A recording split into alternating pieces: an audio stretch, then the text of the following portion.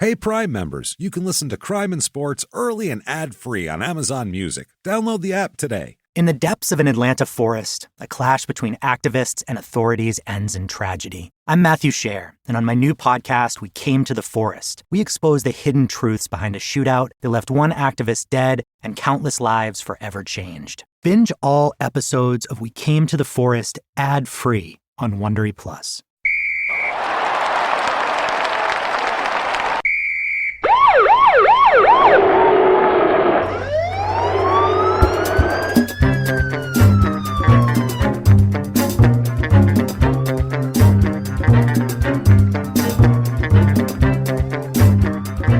Hello and welcome to Crime and Sports. Yay! Oh, yay indeed, Jimmy. Yay indeed. My name is James Pietragallo. I'm here with my co-host. I'm Jimmie Whisman. Thank you, folks, so much for joining us on another exciting, crazy, death-defying, wild, figure skating episode of Crime and Sports. Terrific. That's right. It's a figure skater this week. Right. It's ladies' night. Oh, yeah. Woohoo! We don't get a lot of ladies on the show. It's true. This show. It's like the contents of this show is like a bar that's just dudes. Right. You know what I mean? And then when a woman walks in, everyone goes, "Oh shit, who's that? Oh fuck!" It's a bar that's not ladies' night. It's usually. not. Yeah. And so when one walks in, everybody turns around. It turns out she's tougher than any of the guys in the bar. All the chicks we have. You don't want anything to do with her. Think about it. Right. All the chicks that we've done in this, all the women athletes we've done have been like badasses. Yeah. Like they could kick half the dudes that we've done's asses. Right. If you think about Sally McNeil, Mandy Malone. She did kick an ass or two. Yeah. Tonya Harding beat a man with a hubcap. Right. I mean, this is good shit.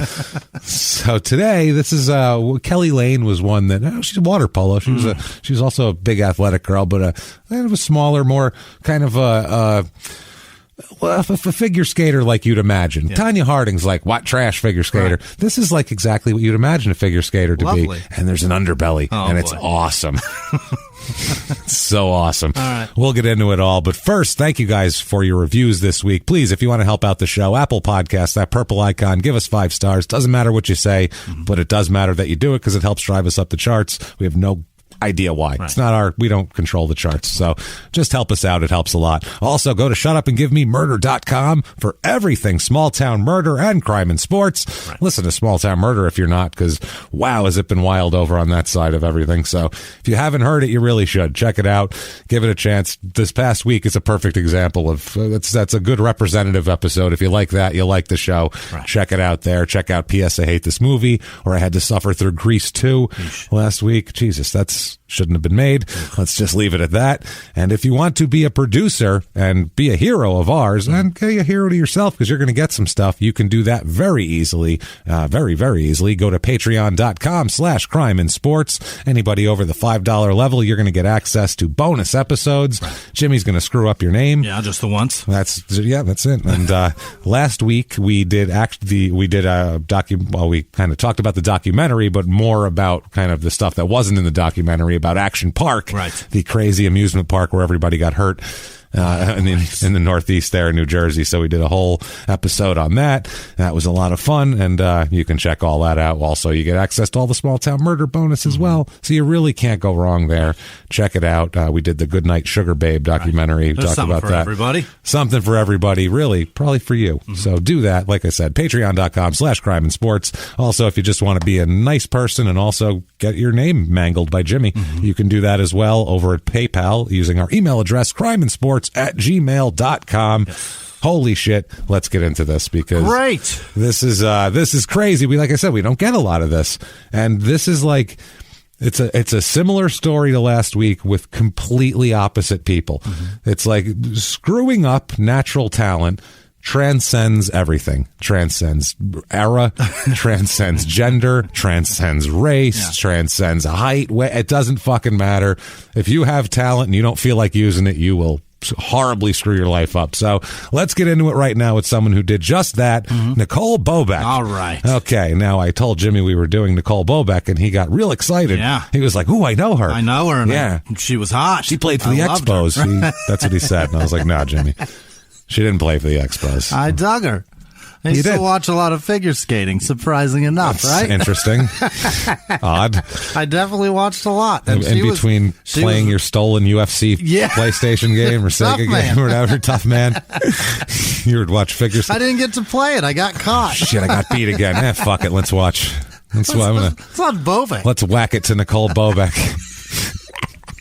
So that's basically what it was. Pretty much, yeah. I was going to say, I think I pretty much nailed it. Jimmie, I said that, and he just kind of nodded along. Well, like, yeah, that's my life as a teenager. Like so Nicole Bobek, born August 23rd, 1977. Mm-hmm. So, yeah, she's, 40, just turned 43 now.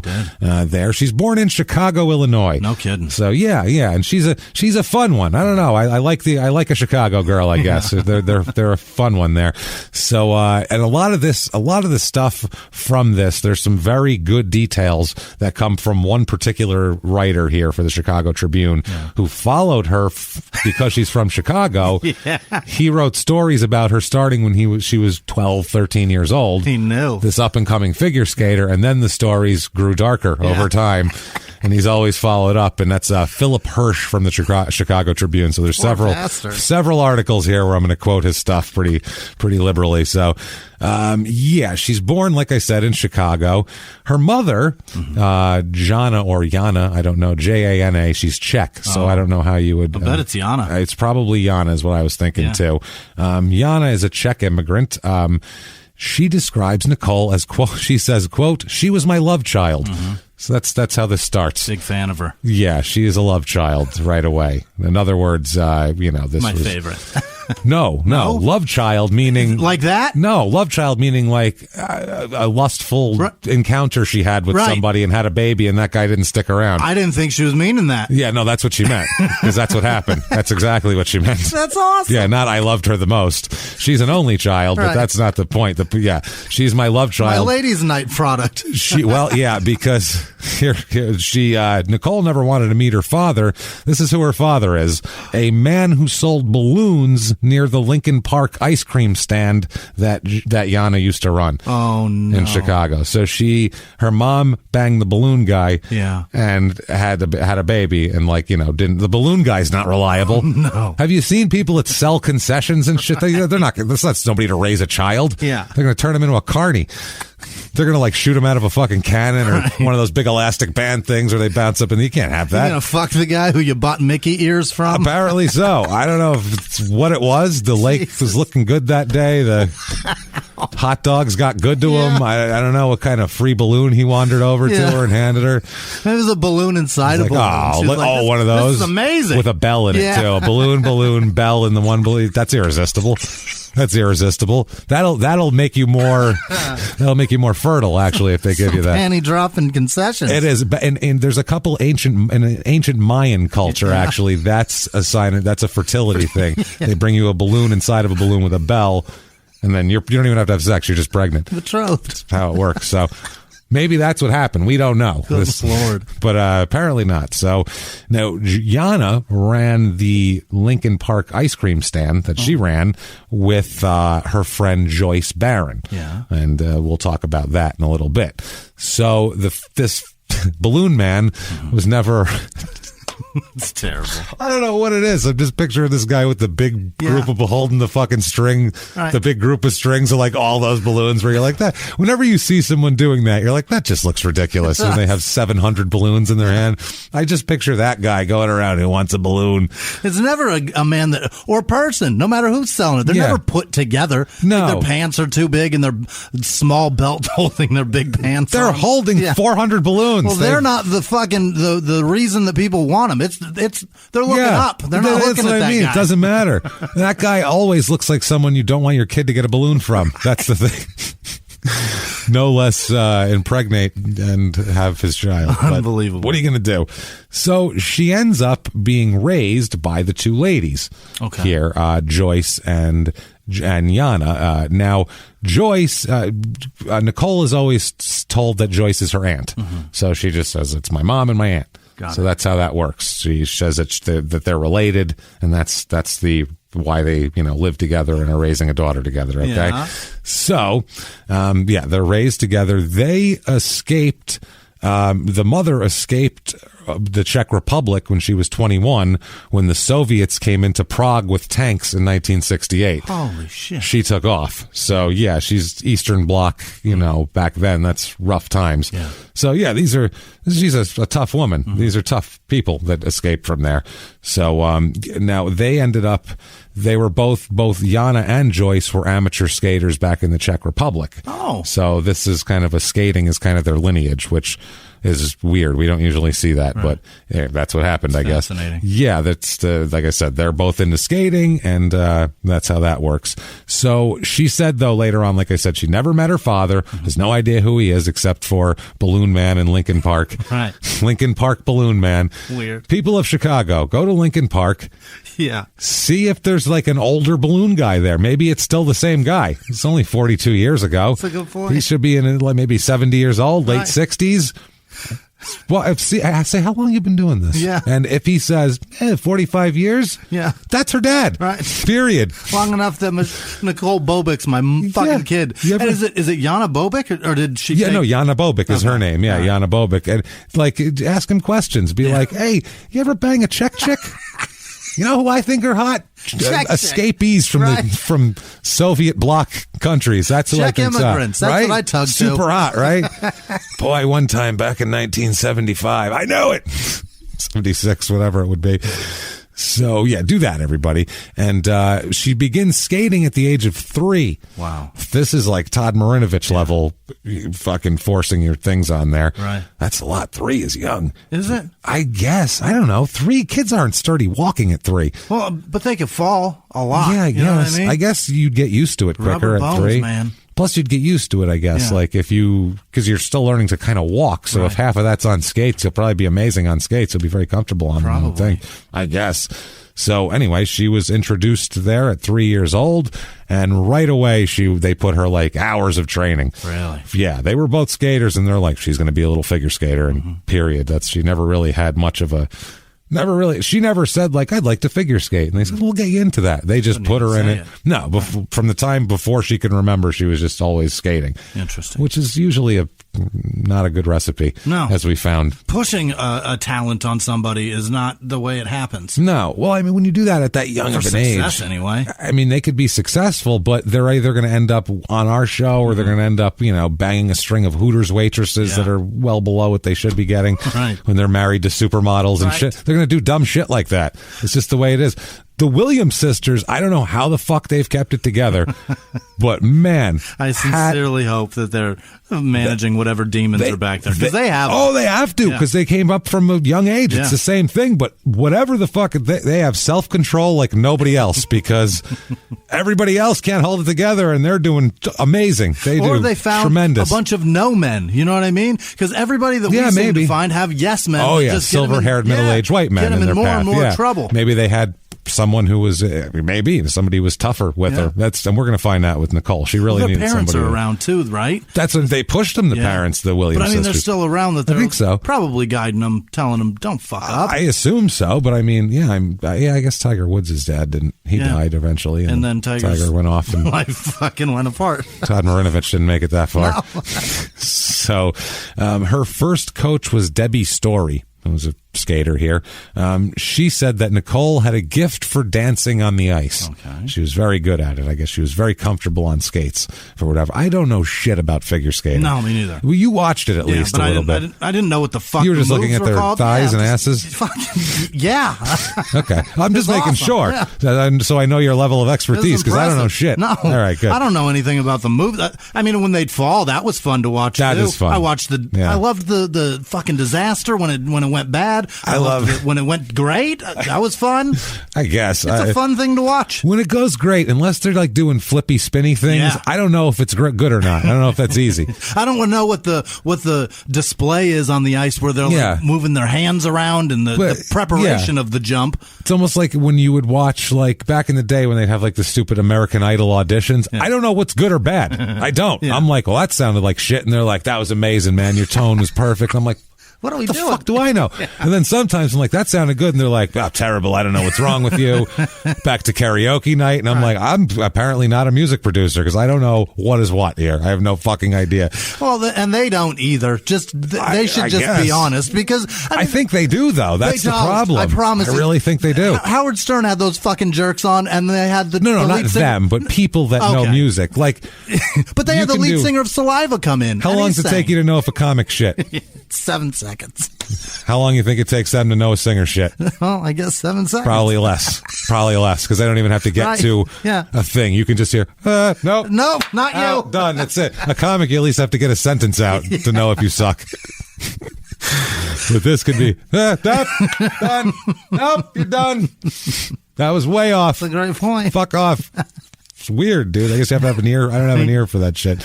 I watched it and liked it. That's all I know. My favorite thing, by the way, is when they fall. Yeah. Not because I want to see them get hurt, because they never get hurt, really. I never see a figure skater fall. They're hurt. Right? I mean, but they don't fall and, have a bone stick through their leg like Joe Theismann on Monday Night Football. Yeah. It's most of the time they fall on their ass, they pop back up. I love watching their face as they recover. They fall and you can see it in their eyes like, oh shit, I just fucked my whole life up. I worked really hard and just fucked the whole thing up.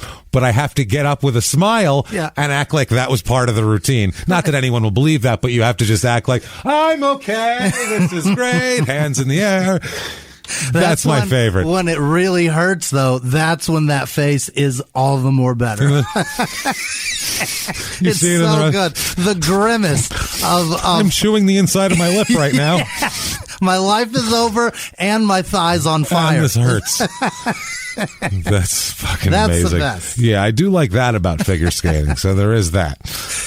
I'm not making the Olympics, and this is going to leave a mark for a few weeks. Yeah, that's how this is going to work. And I'm going to be limping. Right. Perfect. And I'm 29, and I don't heal like I did when I was 17. No, it's going to suck going to the club later because that's what these girls like to party. Really? Oh, yeah, we'll talk. Nicole's a fucking wild one. Oh, my God, she would have. She is wild. We would have been such great friends. Oh, when I tell you, describe her high school and how she was, I was like, I went out with that girl. Like, she was my favorite. I would have been in the woods across way going, come on, now.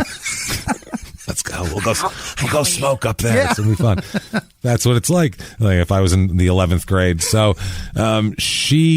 Nicole's mom says she basically spends more time she doesn't play at the playground or do all the shit that normal kids do. She's just her spare time is spent all on the ice. That's the only place she does. She apparently liked to invent her own dancing around on the ice, and she liked to invent her own little dances and shit. She's creative and athletic too, as we'll see. And I watched a couple of her programs, and she's really athletic and kind of explosive, but erratic. Yeah. She's erratic. She's like Joe Gilliam on the ice. Mm-hmm. If you listen to last week's episode, you'll know exactly what we're talking about. Just use flashes of, wow, that's amazing. And then just, poof, boy, get your head out of your ass, dude. What are you doing? Taking too many chances. Just not being focused or not having your head in it. And Joe Gilliam didn't have his head in it because he had his head near a crack pipe. Yeah. And a pile of dust. She also has her head in many other places. Clouds of cigarette smoke, drugs, and dude's laps. She's got her head all over the place. So not on the ice is the problem here. Now, audiences always liked her because she is blonde and bright and smiley and cute and very precocious and very very comfortable, being a showman and shit. So when little kids do that, people think that's amazing. Right. When they do weird little adult things. Because they've got all the confidence in the world. Yeah. Right. Look at that little Jean Bonnet go, it's fucking strange. When does that turn out well? That creeps me out. It does. It creeps me out when kids are like, you're too little for that. You are 5. Why are you wearing lipstick? Yeah. Right. You should come in and go, why are all these grown-ups here? I'm leaving. Right. That should be your attitude. Yeah. What are you having, a dinner party? I'm leaving. This sucks. I'm going to my room and playing games. This is totally shit. This is shit. So she did that. She was she's a good dancer, I guess. So that helps a lot in this to have rhythm and things because it's part of the music. And I would love to see the shit without music at all. Just do it that way. Is it as entertaining? Oh, you don't want that. No, it would be boring. That's like gymnastics without the fucking soundtrack. That's terrible. Yeah. Apparently she's got a little bit of an ADD issue. She's got an attention deficit problem. which is difficult in coaching. It's hard enough to coach a little kid in like the intricacies of a sport. Right. You can be like, hold the bat like this, keep your elbow up and swing, but to be like, no, you're not put your back. You need to torque your hips more through the zone. You can't tell a 5-year-old that. No, they don't care. Especially when you're spinning as fast as they are in the air. A centimeter of movement different, and your head goes to the fucking ice. You better pay attention. That's a problem. And you have razor blades on your feet, which is another thing to watch out for. So that's something that's never, I'm going to stop for 1 second on the story, but I've fucked around with people. I don't know what it is, okay? Hockey fans and MMA fans, out of all the sports we do, they are the most passionate, we'll say, in terms of, and I use that term nicely, passionate in terms of they always want to correct you. They always want because they're really into their sports. And I'm not saying that's bad, because wrestling fans are the same fucking way. It just happens that I tend to know more details about that, so they don't complain. And they don't really complain about the sport as much as they do like the fucking storyline. You know what I mean? Storyline. No, it wasn't about that. It was about this. And they complain about behind the scenes stuff. Actually, this happened because this person sold the company. That's a whole. Got it. Yeah, it's like a history thing with them. Whereas hockey, they're more like, and MMA, they're more like intricacies of the sport and shit like that. But one thing I'll say about hockey, I won't say anything nice about MMA, but about hockey, I will say hockey is the most difficult sport there is. I truly, honestly believe that. To play? To play. Okay. Nothing is more difficult in sports than to hit a baseball. Right. That's just a fact. It's a mathematical fact. You're hitting a round ball with a round bat that's being thrown at over 90 miles an hour with movement while people are screaming and yelling and pictures are flashing. Good fucking luck with that.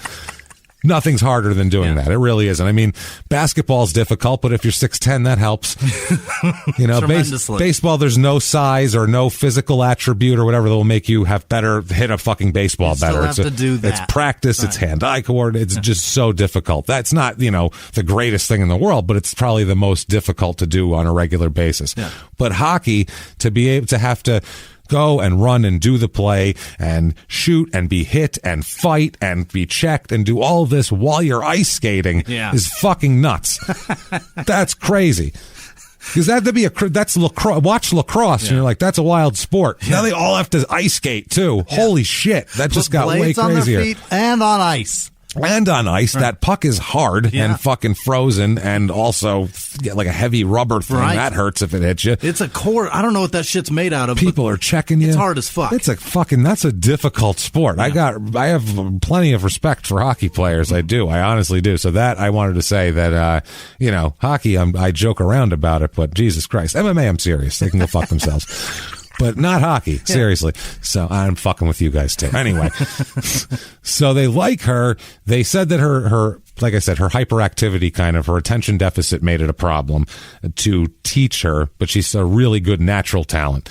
But it was really difficult to get her to do the finer points. Her one coach, JoJo Starbuck, here, good Lord, who is a choreographer who did work with Nicole, and also an alias because he's running from the law for touching children. What JoJo, a fucking weird name. Hall of Fame pairs skater. Yeah, JoJo Starbuck is.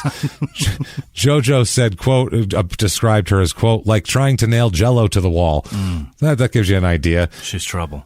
And Nicole said, quote, I could have pushed myself harder. I rebelled. Which, if you're doing nothing but skating from the time you're 3, the other kids are talking about doing things that are like fun, and you're like, nope, all I do is skate. You probably feel a little left out and a little. It's got to be hard for a kid. I don't know. For me, it would have been. It's got to take hours upon hours upon hours of shit to do this particular sport. It does. And you've got to just be frustrated. And you have Listen, to do the I don't want to do this. No, over. I just did it. Yeah, and over and over. You got to do the same thing. And it's just tough. It's tough. And my feet are sweaty and my legs are frozen. This is weird. This sucks, and it's all you do. Well, this is all you do. It's like, well, the other kids are talking about doing this and that. I'd like to do that also. This is bullshit. I'm missing she's not going to like bowling alley birthday parties on Saturday afternoon like everyone else in the 80s. Practice. She's got fucking figure skating, period. So sorry. I'll send you a fucking pound puppy and we'll move on from there. Happy birthday, Stephanie. Here's the new Cabbage The most 80s name ever. Yeah. There you go. How many girls named Stephanie did you know growing up? Stephanie and Lori, the two chicks in the 80s. And Jenny. I knew 700 girls named Jennifer, Jenny, Jen. Every girl was named Jen. Every Jen and Jennifer was a lot. Every class I had, there was probably 3 Jens in it. There's always a lot of Jennifers. Right. Jennifer, very popular. Not as popular now. That's a tough name to have because there's not a lot of ways to make that different. Do you know what I mean? Yeah. Like you're either Jennifer, Jen, or Jenny. There's really not much else. That's it. Yeah. Are you going to be Fur? Fur. That's fucked. Yo, Fur. Niffer? No. Yeah, no. Can't do it. Niffer. Yeah, it doesn't work like some people go by Topher if they're Christopher, which is also stupid. Yeah. Yeah, no, the Niffer doesn't work. No. What's up, Nips? Because then people just call you Nip after a while, and then you're just Nips. Yeah. What's happening, Nips? That's tough stuff. That's not fair. No one wants that. So she pissed a lot of coaches off. Coaches would be very frustrated with her and having to deal with her for hours. She had over a dozen coaches when she was a kid. Really? They moved around all over the place. They went from California to Michigan, Colorado, Florida, Virginia, Massachusetts. All of this for her to go with different coaches. Yeah. So they would move all over the country just for coaches, and then that wouldn't work, and she'd be a pain in the ass, and they'd be like, well, I guess we're moving to Florida now because you're a pain in the ass. Really? You're too, you don't want to listen, so I guess we're moving to Florida. It sounds like she went from Olympic training facility to Olympic training facility. That's probably what that's where the coaches live. I'm sure that's where the coaches are. Yeah, they probably hang out. Denver has one. Yeah. Colorado, or Chicago has one. New York. Did you say New York? She went to New York? No, Michigan, Colorado, Florida, Virginia. All right, Virginia, I could see that. Yeah, definitely. It's just as a kind of a hub for the region, I guess. So they had financial problems, ended up moving to Colorado Springs, Colorado. For the Broadmoor. Jimmie Whisman knows well. Yep. This is where they hired Coach Kathy Casey, and this didn't last very long. No. Clashing personalities between young Nicole and this coach. And Kathy said that Nicole was an unruly child who failed to follow rules. They said that she was a creative kid and very smart, but she wasn't the coach for her, basically. She couldn't deal with her. She wouldn't listen at all and didn't know how to do that. She ends up finally with a guy named Carlo Fassi later on, who that's her favorite coach. Yeah. He's an Italian guy. We'll talk about him in a minute. He's like an Italian figure skating legend. He was like the Italian singles men's figure skating champion like 10 years in a row. Really? Yeah, he's like Mr. Italian figure skater. Hey, see, I'm going to do the triple axel. Right. I'm going to do that. Oh, no, my pasta fell all out of my pockets. Oh. But he has an amazing ass, I guarantee I got to have a tappy under the ice. Hold on, I got to pick up for later. Get out. Don't trip on the farfalla. Don't trip on the farfalla. What are you doing? Oh, it's not flat. Christ, what are you doing? It's supposed to be smooth. You got to trip all over my He's got one welded to the front of his skate as a toe pick. That would be great. Just a rotini up there with a mastacholi toe pick. Edgy noodles. We'll go with a penne. That'll have a point on it there. That'll be a... slap a penny up to you. Or mastacholi would too. That's good. So the edge of a bow tie works well too. That's not bad. That's why I said a rotini's a spiral, so it's got kind of a point on the end, and it's a spiral, so it looks like it could really tear some shit up. You could spin it right into the ice on you if you went up on your toe. Grind it down like a screw going in and out. You're gonna be straight. I put on a tip of my skate. It's not illegal. Hell with the twirl. There's no rule against the pasta on your skate.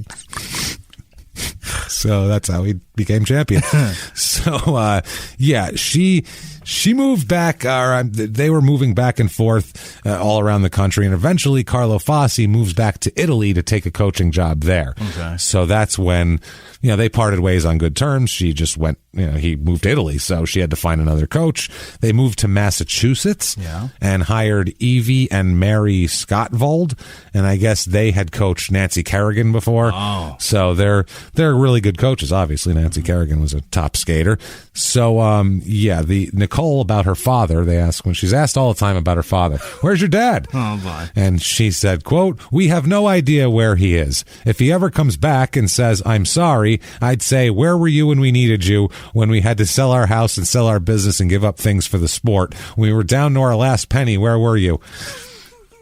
Listen, I brought you a balloon. Cheer up. I was getting this Mylar. You ever hear of Mylar? It's going to it changed everything for me. See, before that, it's just rubber. They deflate so easily. Right. These Mylar now, I'm going to tell you, go away, Dad. They're still inflated. They're still inflated. This is the one I gave your mother. This is what got me. This is why you exist. Right. Here we go. I've made you a balloon every birthday. Listen, I still have them all. I still have all of them all lined up in a room.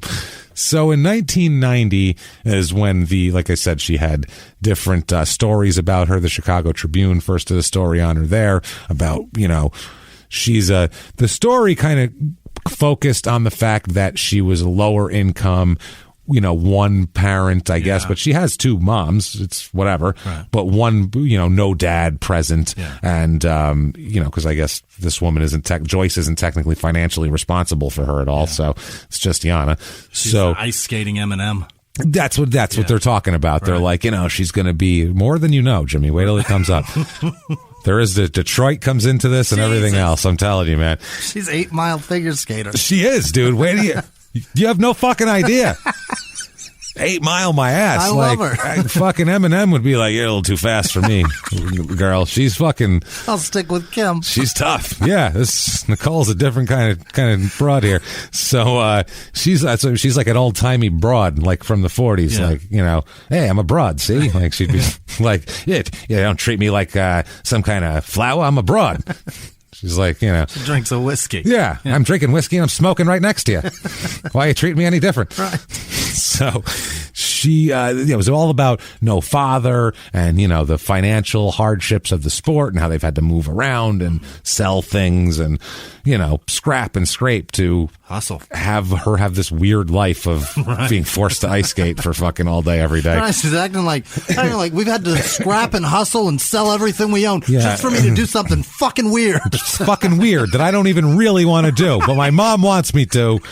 So I'm going to keep doing it. And I bitch and claw.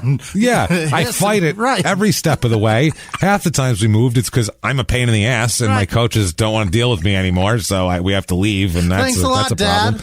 Yeah, thanks, Dad.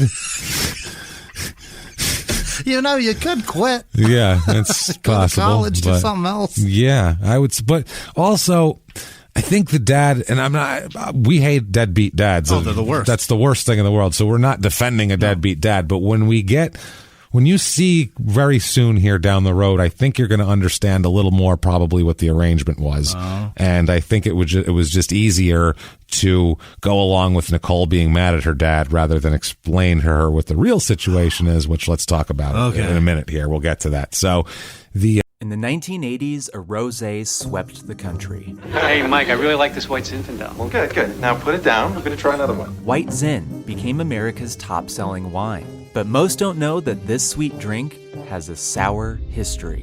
What began in 1986 with counterfeit bottles. A big fraud, a multi-million-dollar fraud. Sent investigators chasing one of the most powerful families in the business, the Licciardis. But the closer the feds got to them, the more dangerous things became. It's a story of deceit. At the time, I was paranoid. Threats. You touch my kids, I will kill you. And murder. With a .22 caliber bullet to the head. What started with a scheme to mislabel wine spilled into a blood-soaked battle for succession. Welcome to Bloodvines. You can binge listen to Bloodvines exclusively and ad-free on Wondery Plus. Join Wondery Plus in the Wondery app, Apple Podcasts, or Spotify. Behind the closed doors of government offices and military compounds, there are hidden stories and buried secrets from the darkest corners of history. From covert experiments pushing the boundaries of science to operations so secretive they were barely whispered about. Each week, on Redacted, Declassified Mysteries, we pull back the curtain on these hidden histories. 100% true and verifiable stories that expose the shadowy underbelly of power. Consider Operation Paperclip, where former Nazi scientists were brought to America after World War II, not as prisoners, but as assets to advance U.S. intelligence during the Cold War. These aren't just old conspiracy theories. They're thoroughly investigated accounts that reveal the uncomfortable truths still shaping our world today. The stories are real. The secrets are shocking. Follow Redacted, Declassified Mysteries on the Wondery app or wherever you get your podcasts. You can listen to Redacted early and ad-free right now on Wondery Plus. They talk about all that. A dressmaker in the area at that point, when they read the article, started donating ice skating outfits for her to wear. So people started like donating shit to her now because she was like, the 13-year-old poor ice skating girl. So 13-year-old Salvation Army skater. That's what it was. That's exactly what they were looking at. So people started trying to help out. At this point, during this time, Yana and Joyce Barron were supporting her and her ice skating by running ice cream trucks through the city of Chicago. Awesome. So they were ice cream ladies, which is fucking amazing. It's the coolest. Oh my God. Good humor ladies. Yeah. Good. It's great. Can you imagine that? Imagine if your mom ran the ice cream truck. Forget it. Oh my. Fattest fuck on God, the I would have been so happy. I would have just been hanging off the back of that thing like a garbage man with a cone in each hand. Why are we down a dozen of these cheesecake ice creams? I'm not Where sure. did the strawberry shortcakes go? I'm not sure, but I have to shit because I'm lactose intolerant. So can we stop the truck right now?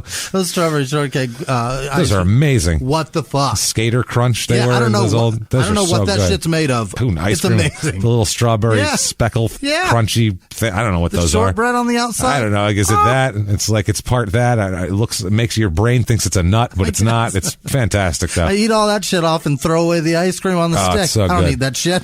The outside's the good stuff. Give me a stick full of that shit, and I'll eat those all day. Good. Well, all day. That's like a chocolate. That's like the crunchies in the ice cream cake. That's why do we need the ice cream cake? Just have the crunchies with like a microscopic layer of ice cream to hold them all together. And I'll eat that like a pudding skin, which I also don't need the pudding. I just want the skin on top. So that's another problem I have. So.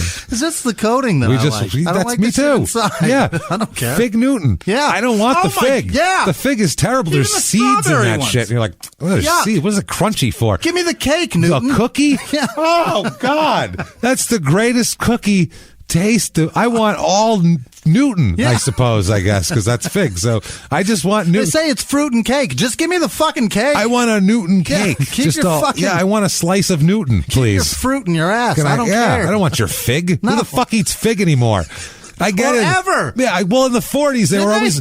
Back in the day, they were everything... If you look at, like, old ads, everything was to either shit or stop shitting.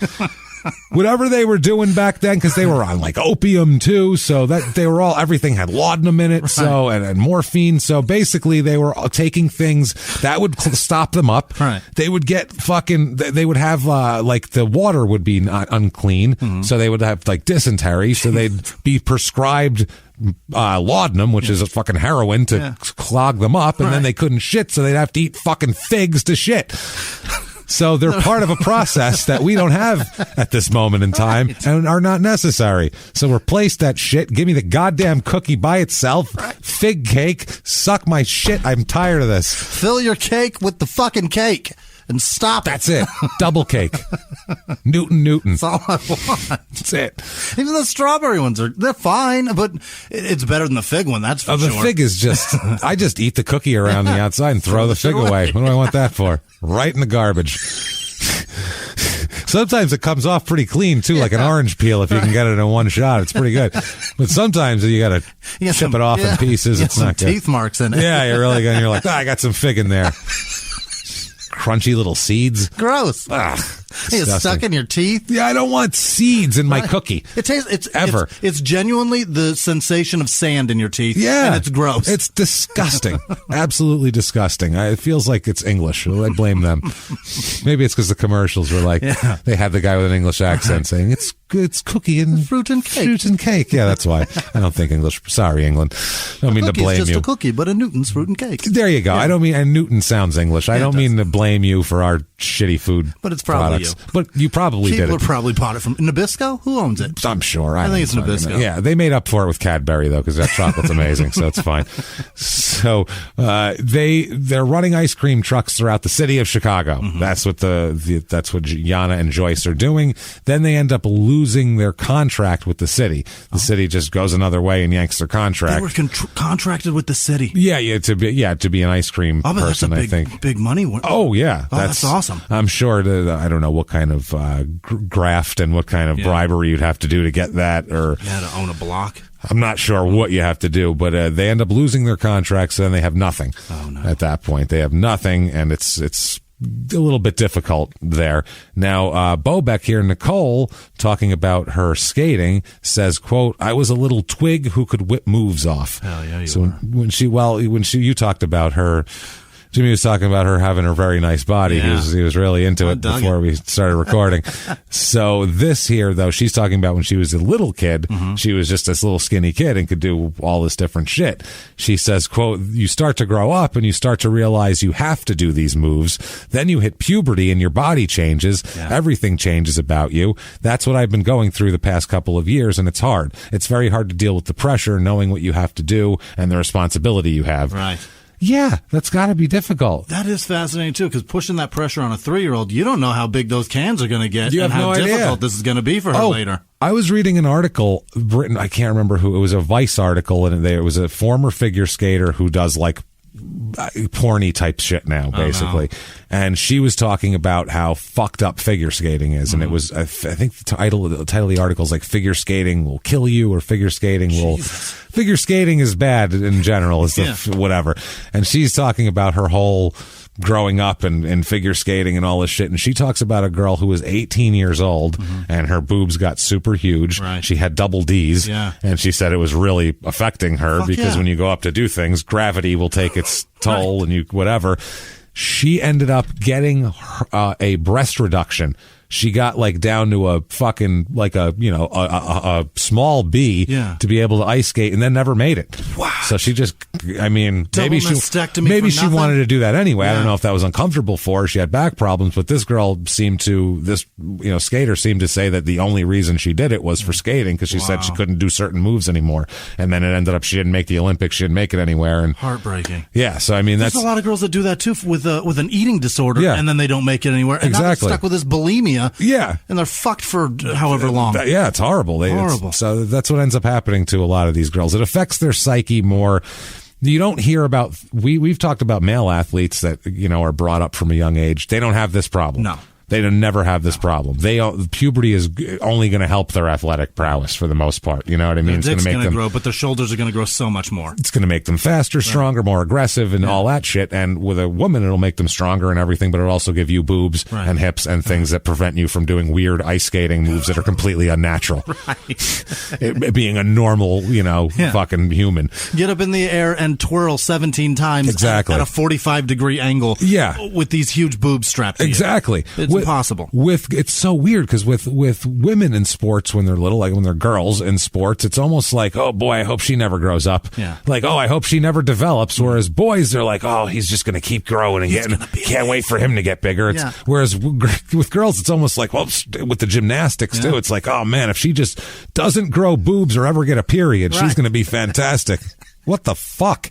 Or if she stays the same height she is until she's 40-something. Like the girls that come out of gymnastics, it almost looks like they were genetically predisposed to only be able to do this, because you feel bad for them. They look like they're 12 still. They're 48 years old. Yeah, I mean, I guess that's, I don't know, man. It's weird. It's just weird. I feel bad for these kids. I really do, to put pressure on these kids that have a different kind of pressure. Yeah. Very different kind of pressure. So she ended up, her first major skating accomplishment, she ended up all around Illinois and different places she lived, being like the, state, winning little state titles and things like that. But she goes to she places second at the novice level in the World Championships in 1989, which she was 11 at the time. And she got her kind of, oh boy, everybody kind of looked at her there. She started to, made her presence known, basically, that she's going to be a force in the future here. She was 13 years old in 1990, and there was stories about her, and the stories about her being broke and all this shit were all over the place. So of all people, George Steinbrenner, bet you never thought he would pop up in this fucking story, eh? He usually is busy buying talent somewhere else. Well, he's sort of doing that here, I guess. Steinbrenner, if you don't know who that is, he was the owner of the Yankees before he died. His kids own the Yankees now. He came to visit Nicole during one of her skate practices when they were in Florida, because he's always in Florida. Yeah. And he saw her skate one time after he had seen the articles about her, and cut her a check for $15,000 for training. Wow. So that was a big help, apparently, a lump sum like that for people who are struggling. That's not even a write-off, is it? I don't think so. It might be. I don't know, but either way, some fucking charity of George has the money. He doesn't care. George is a weird guy. Steinbrenner. He was so weird like that. He was a real hard ass and an asshole and a pain in the ass, but he had like some weird. He's very much a Vince McMahon. Like he's a dick and he'll treat some people horribly and cut their balls off, but then other people can shit right in their face and they'll just keep giving them things and they have a soft spot for him, like Darryl Strawberry. Yeah. It's that sort of thing. It's very strange. It's a weird deal. So she apparently saw that, gave her $15,000. It's probably good publicity for him too. This makes him sound, because this was the point too when he was getting bad publicity. He had just come back from being banned for like a year from running the Yankees for interfering and collusion and all that shit. Sure. So I think he was probably looking for good PR. It's fascinating to be interfering and colluding, and then he goes and into a different sport to be behind the scenes. Could be considered interfering and colluding there too. You know what I mean? Yeah, but it looks like a nice thing. You're like, oh, look at this little blonde girl skating around. Look at that. He gave her money. Isn't he a nice guy? He's not. That or creepy as fuck. Or I want to go watch this little girl skate. Hey, little girl, come here for a minute. I've seen you in your tutu, and I'm going to cut you a check. That's a little creepy. Check in your thong, girl. Yeah, that's nice leotard. Hold on a minute. Let me. There you go. Put that right in your waistband. It's fucking weird. So apparently he was known for favoring the U.S. skaters, George was, and helping them get to the Olympics to represent it was for the Olympic team. It was a kind of a patriotism thing, to help the Olympic team. He did this all the time, apparently. Also, there's not a lot of financing behind that in terms of private, you know what I mean? No, it's selling ice cream. It's broke as fuck. That's what I mean. It doesn't generate money either. No, this is usually, it's kind of more well-off people do this. Otherwise it's very difficult. We saw Tonya Harding was the same way. It was lower income people trying to make it work there. Now they moved to Los Angeles at one point, and then again back to Colorado Springs again, where Yana bought a tanning salon there, and that was how they made a living from a tanning salon. Yeah, they were running a tanning salon. In the 90s? Let's just do whatever, man. They're ahead of their time. No, there's a lot of tanning going on. In the 90s? In the 80s. Really? Tanning was big in the 80s. Has it been that big that long? Fuck yeah. The 80s was like the peak of tanning beds. Colorado's a good place to do it. That's a bunch of pasty motherfuckers. Pasty or in the mountains. Yeah. It's, because I watched it, we were talking about watching old Cheers episodes. Yeah. I saw an episode of Cheers from like 1983, and they were talking about investing in a tanning. Really? It was the big new thing. It was a laundromat / tanning salon. So weird. Where you can tan while your laundry goes. Which is fucking weird. Yeah. So they had to do it, though, in Colorado to make it last here. But like we said, that was the coach that had the other issues, and they didn't get along very well. She was at the 1990 U.S. Olympic Festival that was here, and I guess she did some skating there, and people really noticed her then as like possibly somebody who's going to be a future star. Sure. Her main gimmick as she skates is she's very energetic, always has a giant smile on her face, has a ring on every finger, and a shitload of earrings. Really? She's just jingly and yeah. Do I not remember? They call it her brass knucks. Really? Yeah, because she had awesome. a ring on and like multiple rings and like a shitload of jewelry. What and is that about? Tons of earrings. I don't know. That was her shtick. Girl. That was her shtick. I don't know if they were all fucking, costume shit or what. Going to Claire's or something and picking out something for $8.95. Going to Paul Wall's jeweler in Houston? Apparently. I don't know. Probably not, I guess. So in 1991, she placed 4th at the 91 World Junior Championships. But then 92, she dropped to 16th in that same one, which could be you fell down once. Right. That's what that means. It's a very small margin of error here. 1992, she has a medical emergency here. She was just turned 15, I think, and she was rushed to the emergency room for an emergency appendectomy. The worst. And the problem is somehow there was a complication and her lungs collapsed. Both her lungs collapsed during this whole thing, and she almost died. It was like very touch and go whether she was going to make it or not, because both your lungs collapsing is kind of a big fucking deal. You need oxygen. You need those. Yeah, one lung is bad enough, but both. So they ended up getting her fixed up. Wow. And getting her back out on the ice ASAP there. Can you breathe? Yeah, deep breath. She's good.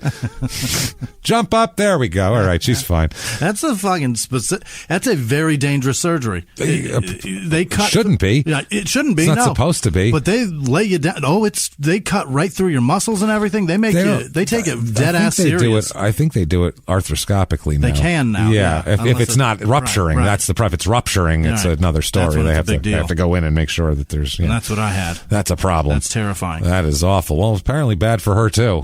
How did you go back to ice skating afterwards? How was your triple axel after that? That's what I'd like to know. That's why I gave it up. That's okay. See, there's always a reason. Right. People think that Jimmie just didn't want to figure skate, or that he just didn't have the desire. He had the desire. You take 6 months off and everybody passes you and it's over. That's it. And you know what, too? Your desire will wane after that, too, because before that, he was into it, and then he just said, you know what, I think I've done my last axle, triple, quadruple, or any amount. I'm not doing it anymore. I've had it. That's it. They say it's done. It's done, and I think I'm going to work for the electric company. That was Jimmie's. That was his path of life. I'll never forget the day you visited me on my hospital bed. That's it. You told me, look, sometimes there's a different course. Different course of life. Somebody has a better meaning for you. That's it, and it's just not on the ice, Jimmie. I'm sorry. It's a terrible fucking surgery. That's all I'm saying. It's awful. It's horrible. So, also in 1992, which is good for her, I assume she filmed it earlier in the year before her emergency appendectomy problem.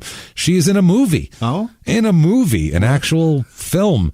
Hollywood film. Yeah. It's a smaller Hollywood film, 92? but in 92 as a kid. It's called Ice Pawn, which it couldn't be a more appropriate name. She should be the lead in a movie called Ice Pawn. Yeah. I had a friend who was a hockey player, and his mom just forced him to play hockey. Jesus. He loved hockey, and his brothers played hockey, but he was the one with the talent, and he was the youngest one.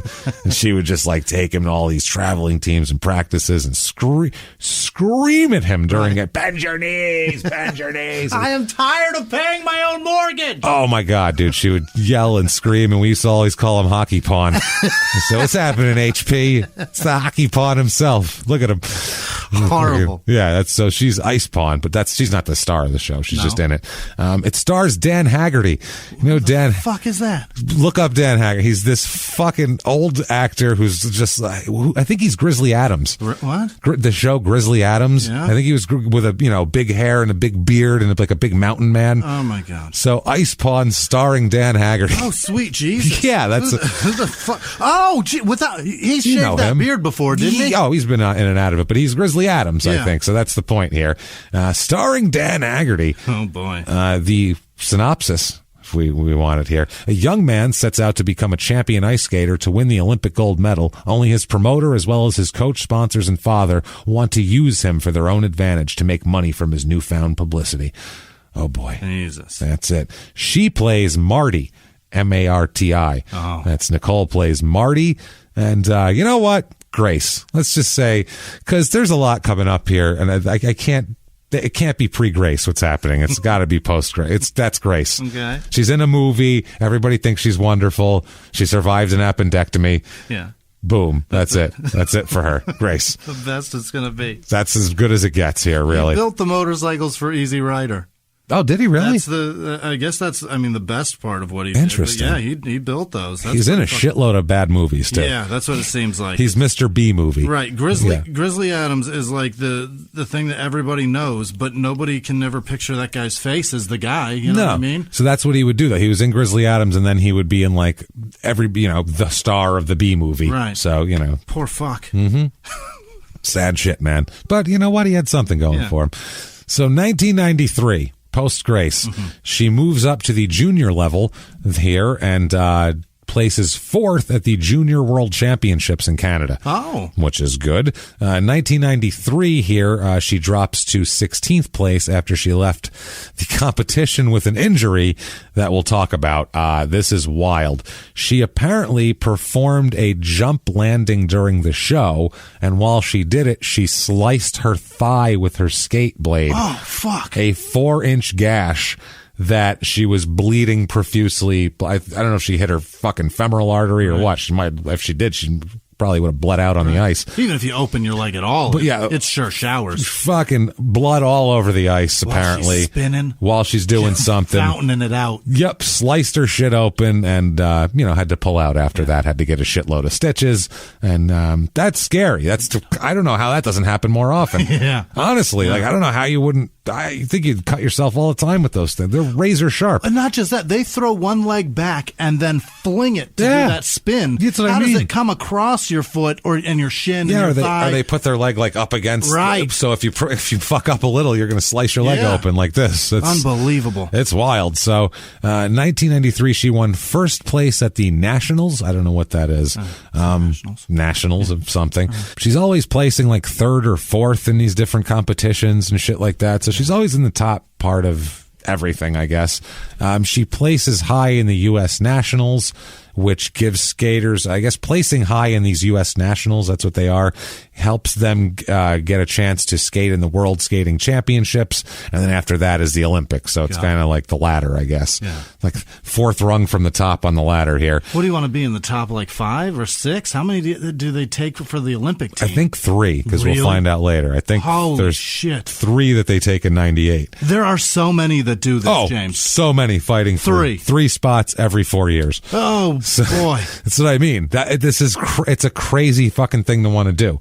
That's wild. That's the point. Yeah, I don't know why anybody would take this, or why a parent would be like, that's the route. Right. It's crazy. When there's really so is. many competing for it, that's nuttier than the basketball or football or something. Well, at least there's a lot more. There's more than 3 spots. There's more chances, right? Yeah, because that's really how the only way you're really going to make any money is if you're in the Olympics, have a name, and then you go do a bunch of ice shows and conventions and autograph signings. Get on a Wheaties box. And you get on a Wheaties box. Maybe you host a TV show or some shit like that. That's the fucking path that you're looking to take. This is harder than comedy.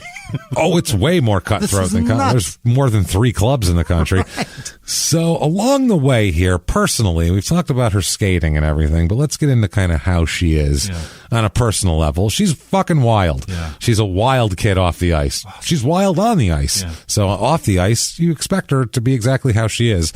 She didn't give 2 shits about school. Mm-hmm. Basically, her mom would drop her off at her school in Colorado Springs, and then she would just wait for her mom to leave and then go across the street and hang out in the woods. Fuck yeah. And smoke cigarettes and literally dick off, and then wait for her mom to come pick her up for skating practice. She just didn't want to go to school. Wild. So that's what I mean. I would have been in the woods hanging out also there. But cool. Yeah, I got it. Sounds great. Yeah, bought a 20 sec. Let's do this. Yeah, we would have been hanging out. Group of people.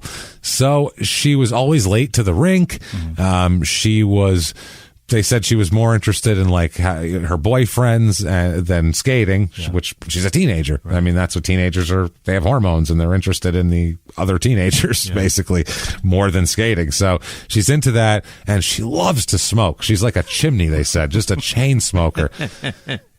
She's there at practice. You turn around for 2 seconds, you go back. Where's Nicole? She's outside smoking. Every 2 seconds. She's That's my girl. Constantly smoking, which I think they're like, Jesus Christ. Later on, her teammates on teams will complain that she constantly reeks like an ashtray.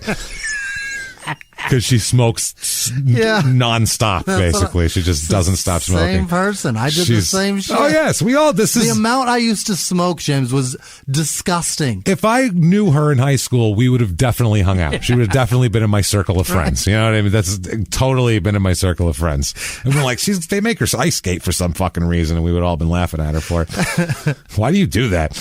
Seems stupid. Right. So apparently, she runs away from home at 15, which is not surprising in this situation, just because she wants to rebel, and you know what I mean? But she's got it easy. She does have it easy. Yeah. Well, you want to know why she ran away? Why? She ran away because she was mad at her mom. Uh-oh. She's mad at her mom because she found out that Joyce wasn't really her aunt. Yeah. She found out that it's her mom's quote-unquote live-in friend. Right. If we know what we're getting at here. Joyce and Yana are dipping their own way. It seems to be. That's what it seems to be. Good so for them. It seems to be, and I'm not making judgments or anything, but it seems, like I said, at all, I don't care what the fuck people do, but it seems like Balloon Man was probably more like Sperm Man. Oh, got it. We would like a kid. Right. Clearly, we're incapable. We need you, Balloon Man. Hey, Balloon Man, Yeah. I don't know, he'll do. Literally, the first guy who they saw from the fucking ice cream stand was there. They were like, what about, hey, Balloon Guy? What's his name? Frank. I don't fucking know. You've been staring at my ass for 6 months, Frank. Yeah. Here's the thing. You get one chance. Let's do it. We'll give you one shot. Behind the ice cream stand. Let's go, Frank. Move it. Hold on. Watch out for the kids going to the zoo. Right. Come on. Jesus Christ, Frank. You get one poke. Yeah, what, his balloons going, moving all around. That's all you see Shaking from back and forth. Above the ice cream stand is his balloons shaking all around, floating as it's happening. Like a silverback As in he the holds bush. it. Yeah, that's it, man. That's all you're gonna see. So that's kind of what ends up going on here. Boy. And apparently, this really pisses Nicole off. Oh, and blows she her mind. Freaks out and runs away. She's so fucking mad at her mom. She feels like she's been lied to. Right. I get it. I think that's the main part of it. And and I think also it's like I just think she feels like she's been lied to and feels like she's been kind of like. Something's been hidden from her in her own home for her whole life. She's the equivalent of a 70s test tube baby. That's what she feels she's like. What? I'm adopted? Right. She did. That was like the thing. Like, why didn't you tell me? Right. It's kind of what the fuck it is here. So she ended up coming back after only a day, though. She only stayed gone a day. Peanut butter ran out. Well, she had a carton of cigarettes back in the room, and she was like, God damn it, I only took 2 packs of smokes with me. Shit. Yeah. God damn, took 2 packs of smokes with me. Fuck. God damn it. These are expensive. For Christ's sake. Glad I brought this whiskey, though. This is going to come in handy later. So she comes back. She says about it, quote, I realized I was stupid and went back home. My mom and I are so close now, it's unbelievable. I went through a rebelling stage. We got into fights and we would yell at each other. If someone hurt us, they might have thought it was much worse, which they actually did think it was that much worse because later that year, child welfare authorities received calls on 2 separate occasions from people alleging that Joyce and Yana were mistreating Nicole, making her do things and shit like that. One of the calls came from Joyce's daughter. Oh. Joyce's own daughter called for that. She had a daughter before this. Yeah. Now, I don't know if that's she's mad at her mom or if I have no idea what the politics of that are between in their family. We have no clue what the truth of it is, but child welfare authorities came out twice to check on calls, which is something. I don't know. It's never happened to you all the time. No, and I was in a house where it was necessary. That's what I was going to say. Questionable circumstances sometimes, and still nobody came. So, so it had to either be really bad or a nothing call. Or exactly, or total bullshit, one or the other. The complaints were eventually dropped because of insufficient evidence. Because if nobody wants to say anything happened, it's not whatever. No matter what happened, if the kid sticks with a story, everybody does. But it could have been fine. So Yana Bobek told People magazine at one point, quote, I get a lot of criticism. I hear that either I'm neglecting or overpowering, but every child is an individual, and I go by my instincts and try to do my best as a parent. Yeah. I'm trying my best here. Yeah. I'm running ice cream trucks. Yeah. I'm doing what I can. Hit them, that's all. I'm doing what I can. Yeah, sometimes you got to do it. So 1994, what weird luck she has, okay? There's that. There's the ice skate. There's the appendectomy, lung collapsing. Right. 1994, she's bitten by a friend's Labrador. Jesus. What the fuck is going on with this girl? And a lab? A lab. That's rare. That's like bitten bad by a Really? lab. Like just tore her up. Where? I was like, did you not throw the ball when they wanted it to? What are you fucking doing? You gotta let go. You gotta let go. Did you try to take all the sausages for yourself? You fucking selfish bitch. Is that what happened? How broke are you at home? Jesus You gotta Christ. eat pepperonis? I was gonna say, pepperonis. I thought they looked good when I was a kid too. You know what? As an adult, I've tried them. Okay. They're not bad. Remember, this is going to go back. I don't know if they still have them or not. Yeah. Remember we were little kids, there was commercials all the time for the ones that looked like little T-bone steaks? Yeah. Remember those? Yeah. I wanted to eat those so fucking bad. Did you try one? I never had it. I didn't have a dog. I always wanted one, so I couldn't be like, Mom, can you buy dog treats when we had no dog? That would have been a dead giveaway. As stoned as you get today, you might if I had them, I could, because you know what I they might look bring like? a bag for the... They look like cartoon steaks. Yeah. Remember on a cartoon when they put a steak on the grill? It looked just like that. So that's what I thought want it to look delicious because cartoon food looks the best. I've never tried those, but the pepperonis I have, just because they look and smell amazing. They kind of do. Bacon strips smell great too. Not so great. No, the bacon strips. Pepperoni's a little better. I bet those steaks are awesome. I bet those little T-bones are the they best. Taste smoky. Oh, I bet they taste just like a fucking. Let's try it. Like a New York strip. I'm not afraid. Medium rare, I take mine, Jimmy. Bring them over. I'll fire up the grill. Give it a run. Yeah, I'll get my little tiny spatula out, and we'll do it. 10 seconds on each side. I think so. You want a light sear, right? Medium rare at most. You don't want to go too much. Trying them. It's not going to be juicy anymore. Dry those fuckers out. They do look raw too. They don't have any grill marks. No, that's what I mean. They look fresh. Oh, if they had grill marks on them, I would have bought them. I would have bought them. I swear to God, I would have said they have to be good. Already done. I almost ate dog ice cream one night. I came. They make specific for dogs. Frosty Paws, they're called. Frosty Paws.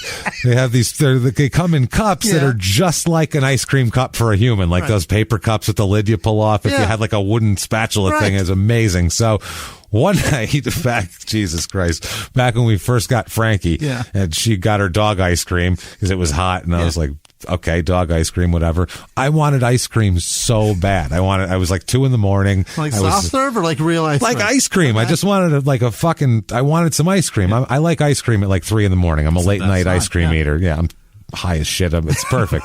I'm working. I'm eating ice cream. So I wanted it so bad, and I looked in our freezer. You know when you look in the fridge or freezer like 3 different times for something that you know you don't have anyway, but you're like, maybe it's under the... Right. I guess I didn't look behind the fish sticks, so maybe I have a half gallon of... It's under the pizza pockets, obviously. Got a half gallon of Haagen-Dazs back behind the fish sticks, obviously. It's clearly what's going on here. No, it didn't happen, but we did have Frosty Paws, which look exactly like ice cream. It looks like vanilla ice cream. So I'm like, how bad can it be? And then I looked at it, and it says not for human consumption, and I looked at the ingredients, and it's not ice cream. It's not. So I didn't eat it, but I considered it real hard. I opened up the fucking top of it, and I was like, I could eat that.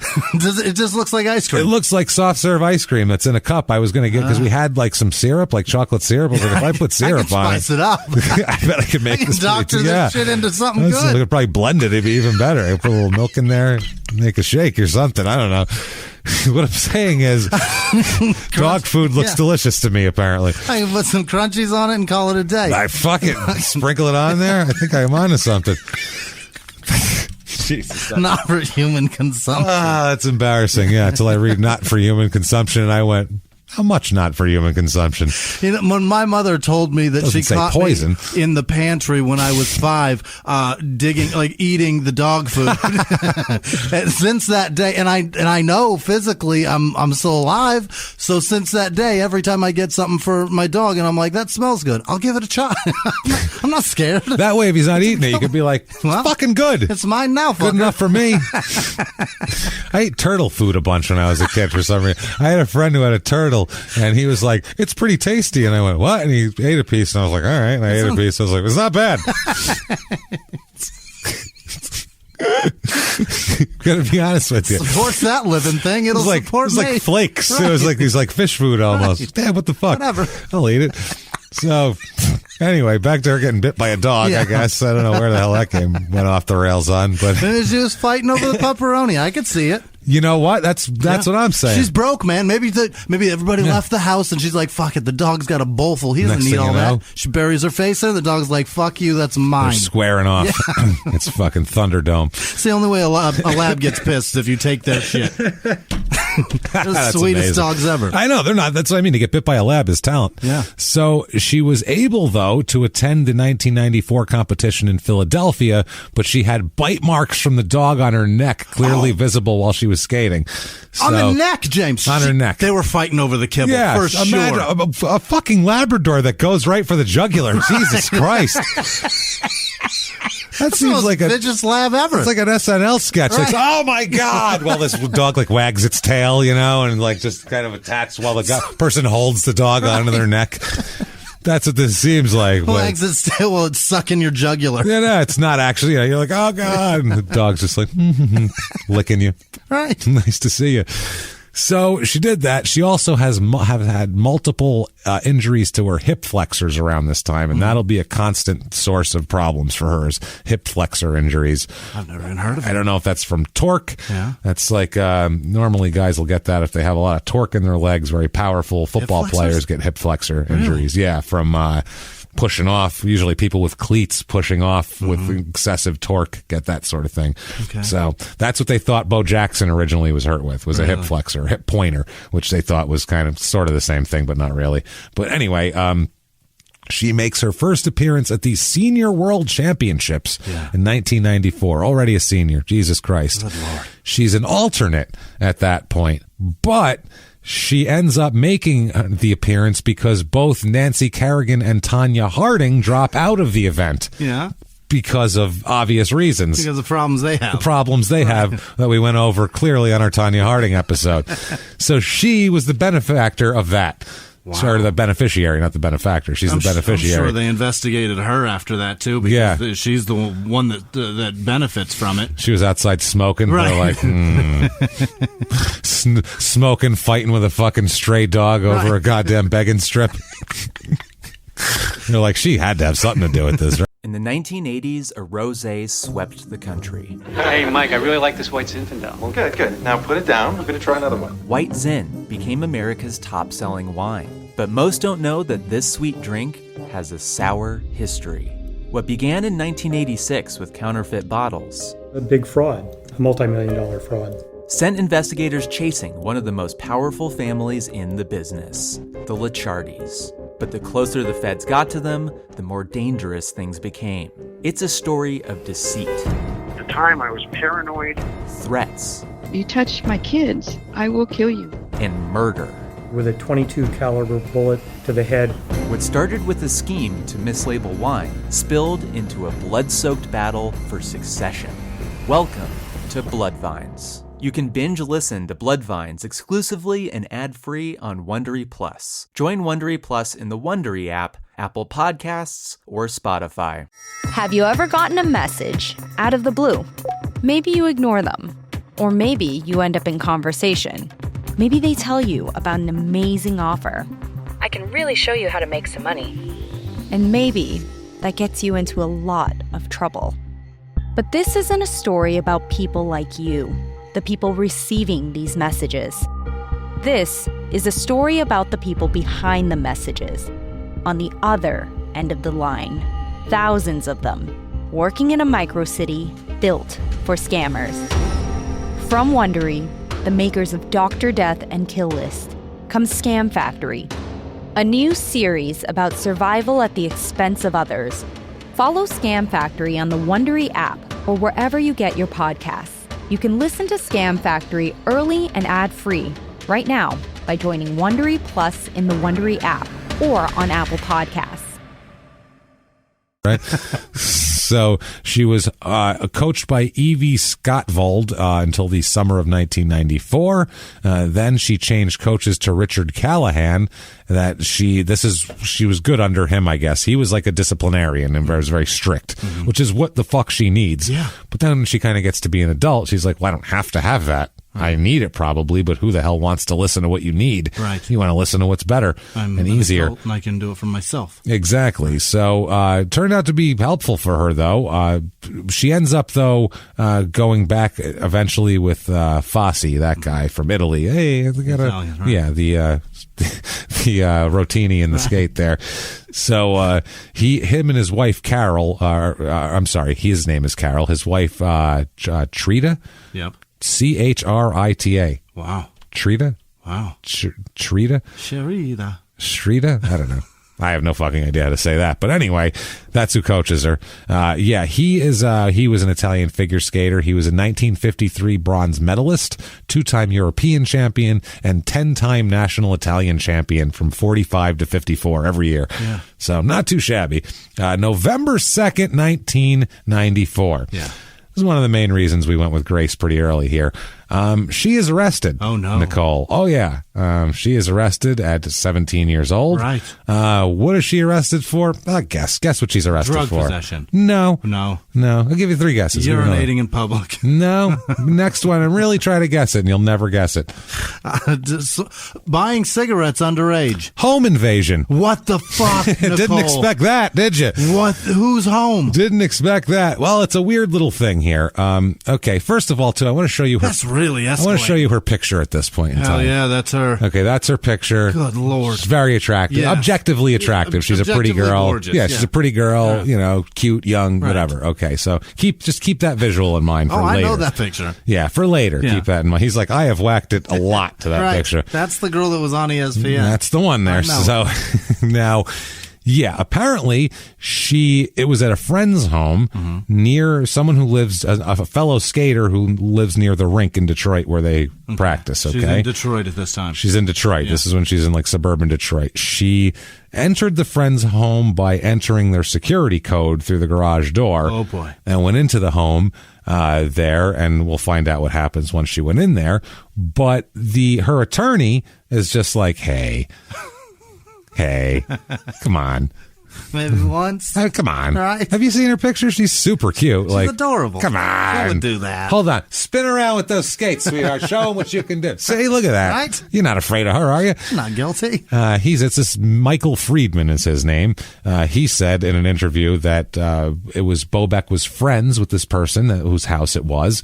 She had often visited the home and had at one point been given the security code by the friend. Right. Not to come that day, but it was given to her. She didn't tie her up and waterboard her to get it, I guess. Or she looked over her shoulder. Yeah, she said, quote, he said, quote, Bobek went to visit the skater and found no one home and just entered the house to wait. Simple. No. Don't you come to my house, break in, and sit on my couch and wait? There's a little more to it, too. Yeah. He also said, quote, she was just going to see her friend. I assume she was just waiting for her friend to come home. The girl's father came home and confronted her. The allegation was that she had money in her hand. No money was taken out of the house. Well, here's what happened. That's massaging it like a fucking geisha woman. Right. This is that's a flowery caught in the act of theft. Wow. That's a happy ending. Right. Not even a fucking massage. He's happy ending the truth. He gave the truth a happy ending. Leaving the ropes of truth across her belly. Yeah. Now, she says, too, it was a misunderstanding and a mistake. And she says that, quote, she was in the wrong place at the wrong time. Right. That's what she said. Her lawyer also said, quote, she was guilty of a youthful indiscretion. She shouldn't have been there. That's fine. But certainly this doesn't come close to approaching the Tonya Harding-Nancy Kerrigan fiasco. Okay. He's doing whataboutism with teenage skaters. Well, what about those they're a fucking disaster. We aren't comparing, man. She didn't club a thing. Yeah, no, he wants to. Yeah. That's what whataboutism is. That's what he's doing. He's like, but they're worse. Right. That's fine. Back to this. So, it's a 17-year-old in somebody else's house. Yeah, so, if it was, what do you think? Maybe she came in, walked in, maybe was having a glass of Kool-Aid at the counter, maybe take a couple Chips Ahoy. That's about the worst of it. Well, no, she went upstairs to the master bedroom and was in a closet and was rifling through a purse with a bunch of cash in her hand at the time. No. When the father, the man who owned the house, walked in and found her in his closet, rifling through one of his wife's purses, holding a handful of money. What are you doing here? I'm waiting for your daughter. Yeah. Oh, just hanging out and waiting. This is not good. No. Okay? No, it's not good. I guess she put the money in her pocket quickly, and then when she turned around, from that, he had saw her doing it, and he confronted her, and she ended up, was hanging out of her pocket, so she gave back the money.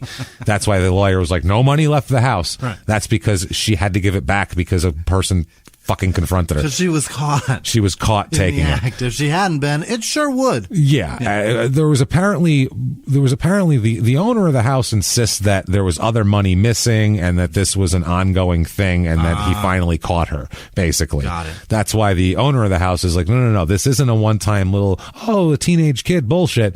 We've had money missing for a long time, and this is where the fuck it is. That's a very brazen first day offense thing. That's what I'm saying. Yeah. You just finally got caught at this one. And that's what the owner was trying to trying to tell the police, but the whole legal system kind of didn't really want it to go so bad for her, though. You know how it is here. They said she just she had the security code. It's fine, but the problem is here that it's a juvenile case, and they're told by the prosecution and by the cops that they're going to keep it quiet. But it leaks out to the press. And it's a fucking big deal, especially right after, like we said, the lawyer was having to explain it in terms of Kerrigan and Tonya Harding. So it's like a lot of focus on wayward figure skaters, and then she's doing a home invasion.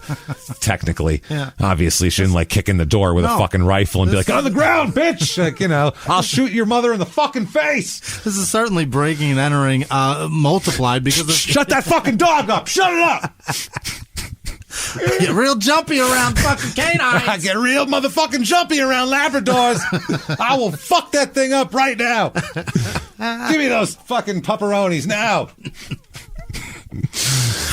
Sorry. So that's a big escalation. It's the thing. It's a big from here to here.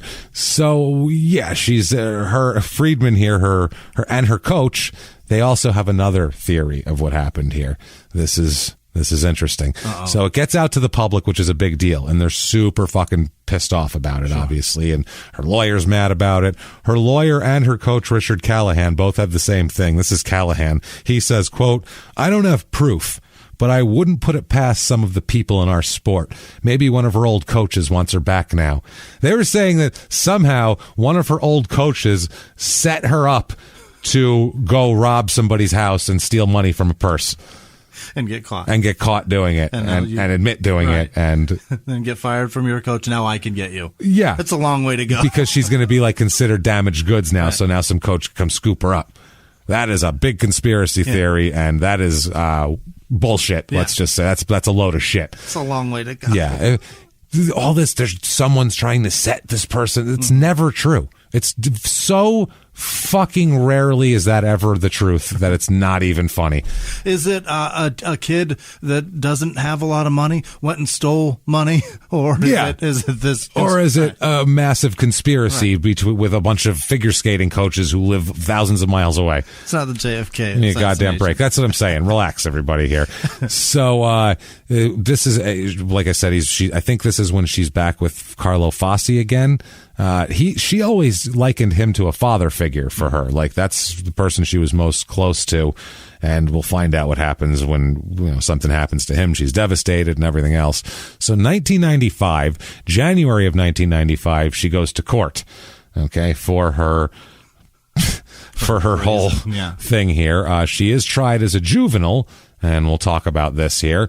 They give her, she ends up pleading guilty to home invasion, and they give her a deal. They say, "You, man," this is January 1995, "you, young lady, may fuck off." We've never said "you, young lady," may fuck off before, but there we go. She is assigned to the youthful trainee status, which is basically places her on probation for 2 years.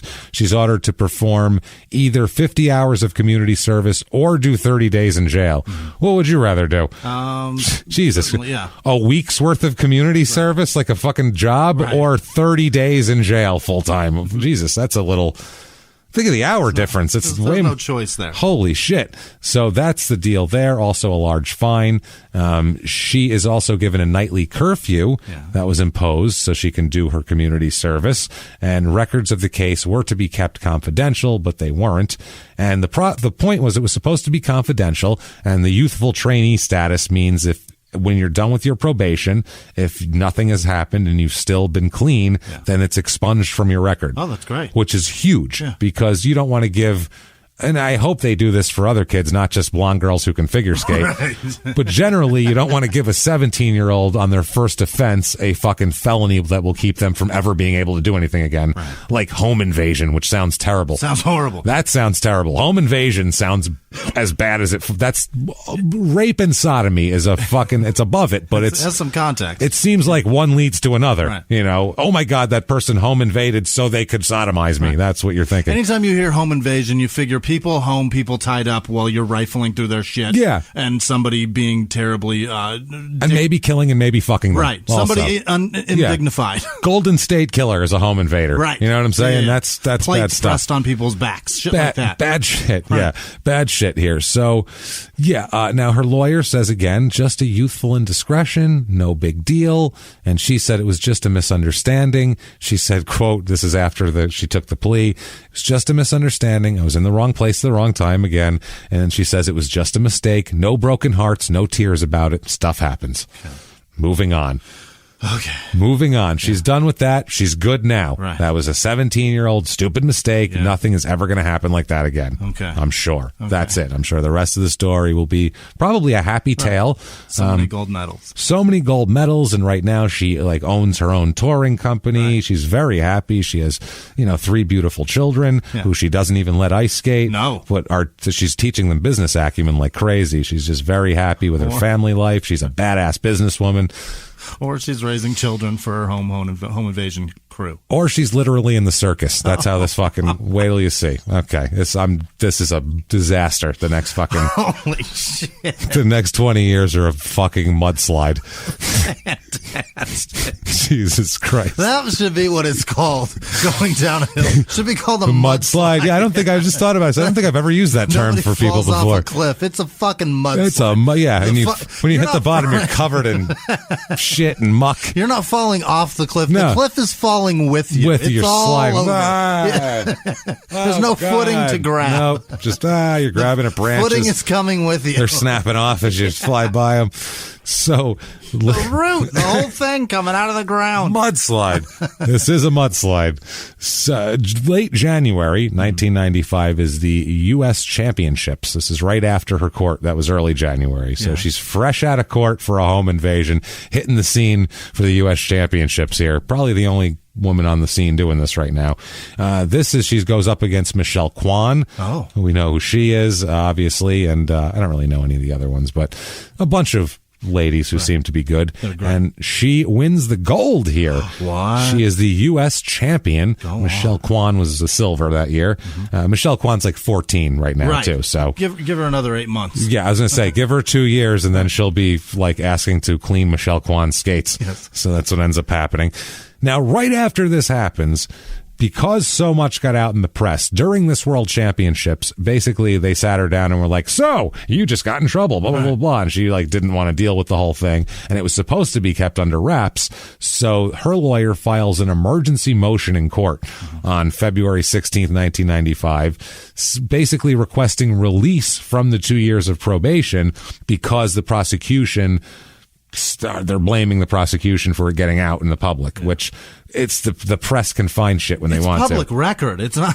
Well, it's a juvenile, so it's supposed to be sealed. But is it? Yeah, but there's how many people in that courtroom? Yeah, so that's tabloid shit back then. Somebody is going to make $5,000 and go call the Inquirer back then, or TMZ now, or whatever the fuck. You know what I mean? Someone's going to do that. That's just the way the world works. That's how stories get out. So she wants a dismissal of the case now because members of the media had obtained information regarding the charges and the dates and all this type of shit, and it threatened her ability to participate in skating competitions. Yeah. Meanwhile, they knew about it, and she just won a gold medal in a skating competition. Yeah. Didn't hinder her at all, but still, she said, quote, I don't care about all those things that were written. That's one of the talents God gave me, the ability not to let them get to me. But my mom takes that all very hard. So she's... it's hurting my mom. Hurting my mom, not me. I'm cool. I don't give a shit. She keeps it together. I'll break into your house. I can give a fuck. I'm raw, motherfucker. She's singing 95. She's singing old dirty bastard lyrics. I get rigidity raw when it's time to get. She's fucking. She doesn't give a fuck. Brooklyn Zoo. Fuck this shit. So she don't care, man. So the trial court here noted that it received a letter from the coach as well. Her coach, who said that it was all a big setup. Yeah. That guy, he says, quote, as of this morning, I've had calls from People Magazine, Inside Edition, numerous sports writers, private investigators, and the Children's Law Center. All of these groups have correct and documented information from Nicole's case. Even though Nicole's enrolled in your youthful trainee program, these groups are able to obtain information through these concealed records. Yeah. Very, very terrible here. She said that in recent months, since the home invasion. Right. She has changed into a much more serious athlete in the literally 80 days that have passed. Hilarious. Very much different. She said because of this change, she was able to become U.S. ladies figure skating champion. She's using that as, but they're saying, her coach says, my concern now is that the media will crucify her for her previous mistakes and interfere with her advancement in future competitions. Most of the above groups feel Nicole should not be allowed to leave the country and compete in world championships in England. I feel they will do their best to get their feelings in print. Trying to keep her out of, he's still blaming like them. Meanwhile, England doesn't usually let criminals in. They're pretty strict about it. That's kind of how it works there from here. If you go there and you have a record, they don't let you in. They're like safe places. Yeah. If you go to the Canadian border and they look through your shit and you got arrested for anything 10 years ago, you're not allowed in. Bye. Turn back around. They don't want you there. So it's weird. So, he says, quote, I feel Nicole's future is at stake here. Oh my, her whole future. Because of her recent victory, opportunities such as pro competitions, product endorsements, and professional appearances are all in jeopardy if her recent problems are publicized. They already have been. That's why all those people called you. The financial rewards of years of hard work would never materialize. I think that punishment far outweighs her mistakes. Okay. So they had a hearing relative to the whole thing. The judge says this is what the trial court states. This is an exceptional case for a couple of reasons. One, purposes of the statute have been supported already. Somebody has leaked it. I guess that's not good. And that's in violation of the statute. So the purpose of the statute was to protect young people so that the public would not be aware of their behavior, which is the point. It's also an exceptional case because while the statute says there shouldn't be any civil ramifications or loss of rights or privileges, I'm not so sure that the U.S. Figure Skating Association would feel compelled to overlook this case that we have here. And if they were to disqualify Nicole, it would take her longer than probably 3 weeks to be able to qualify and get the disqualification removed, and harm would have been done. I'm also mindful of the fact that she wouldn't have pled had she known these things would have been public, which it would have been public if she didn't plead, because eventually would have gotten out. Basically, if you're 17 years old and famous and you do a home invasion of any kind that's called that legally, someone's going to find out and you're pretty fucked. There's no way to hide that. It makes you sound pretty dangerous. That's what I mean. Sorry, I'm sure there's a lot of people that would like to hide a lot of shit, but it doesn't really happen. Maybe just steal stuff when everybody's home. It's not necessarily called that anymore. Yeah, they charge people as adults when they're 12. Yeah. It's fucking, sorry, 17 is pretty close. So she said, in view of that fact, I understand the victim's attitude is they don't want to see adverse things occur to her.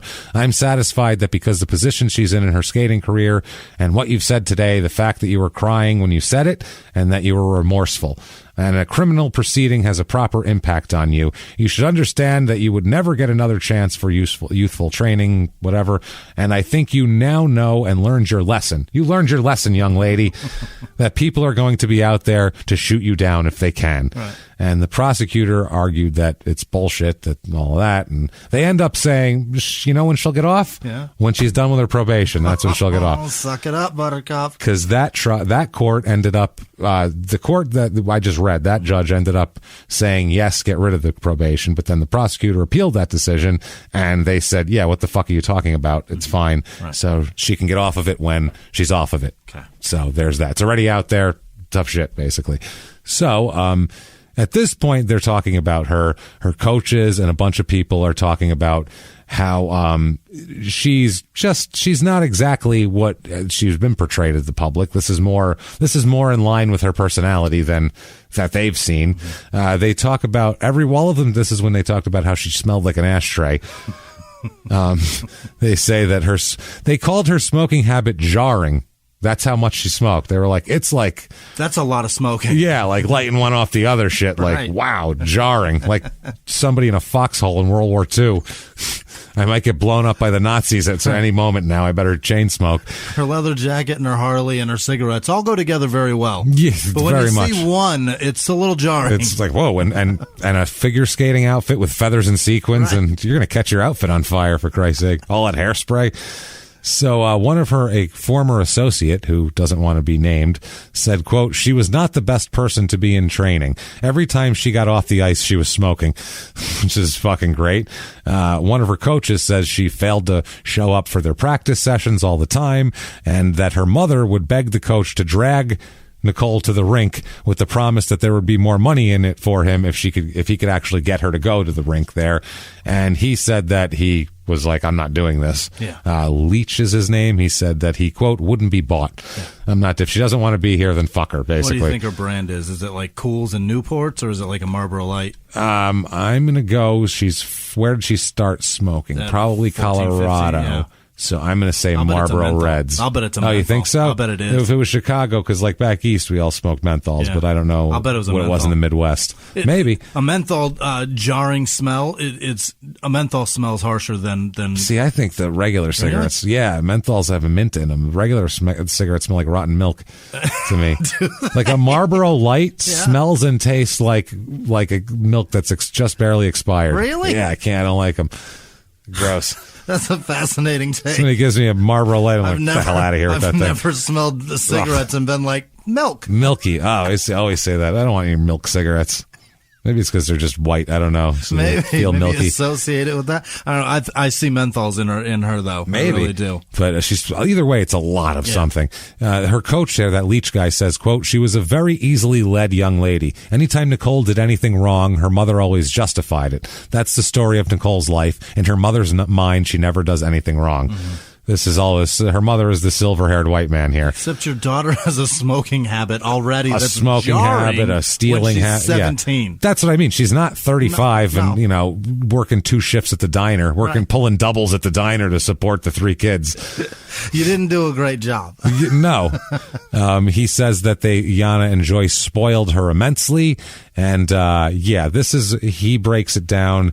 Who is this here? Okay, this is one of her former coaches that didn't want to be named, but it's whatever one she was using in Massachusetts, because they're talking about Cape Cod.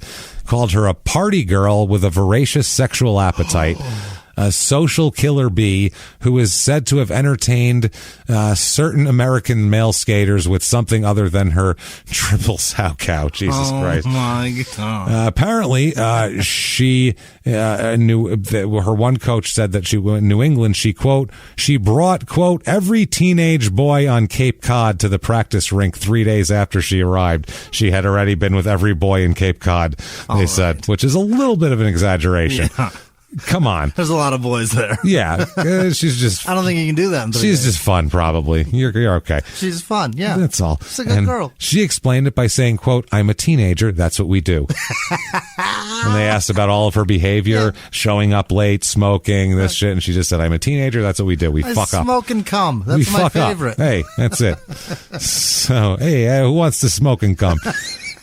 As a matter of fact, I was going to open up a place for kids. It's an arcade, but instead of video games, it's just got cigarettes and dildos, and it's called Smoke and Cum. It's going to be great. I'd have been a fucking season pass holder. Right? Let's go. Nobody over 15, though. We don't want it to be weird. You know what I mean? We'll keep it nice. So, Jesus Christ. So, she was a fucking crazy...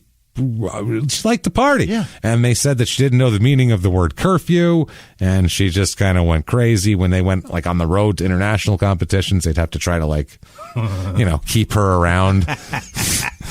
Trying to box her in. Yeah, at least twice the USFS of United States Figure Skating Association filed reports about her misbehaviors on these tours, and at a pre-Olympic training trip to Norway, they insisted that her coach, Kathy Casey, room with her to make sure. They said she can't come unless you room with her and keep her from running amok. God, I wish I'd have met her. We would have been so... I know. I would have loved her. Absolutely. She would have hated me, whatever. She'd have been like, you're a loser. Yeah. Both of us. You guys are fucking losers. Okay. You're right. Well, you're right. We were losers. Well, we couldn't argue with that. But I like to smoke and cum. Come on. Come on. I like the together. Same things you like. We could be so happy together. So that's great.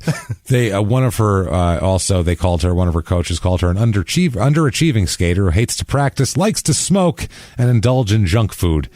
And she said, has a fondness for, quote, tough girl street fashion that consistently annoys the officials of the figure skating world. I wonder what that is. She's got all these rings and earrings, and I don't know, she's probably dressed like fuck. She's dressed 90s. She's probably got baggy shit on and shit like that. And they're like, you're supposed to have a pink dress and smile I want to see what she looks like. Do equestrian. Yeah. And so they said that off the ice, she has a ring on every finger, and they call her Brass Knuckles because of that. So that's her deal. Now, think about what her daily schedule is. I found that here.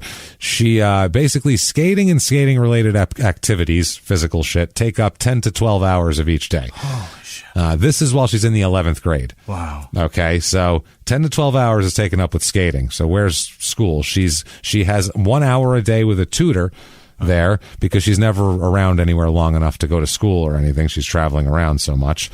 And she says, quote, when I was younger, I used to get jealous when I saw kids hanging out at the mall. I realize what I have now is so much better than what they can ever have. I realize skating is my life. Right. She's trying to say that that's good. She doesn't want to hang out at the mall. She wants to be a success. Yeah.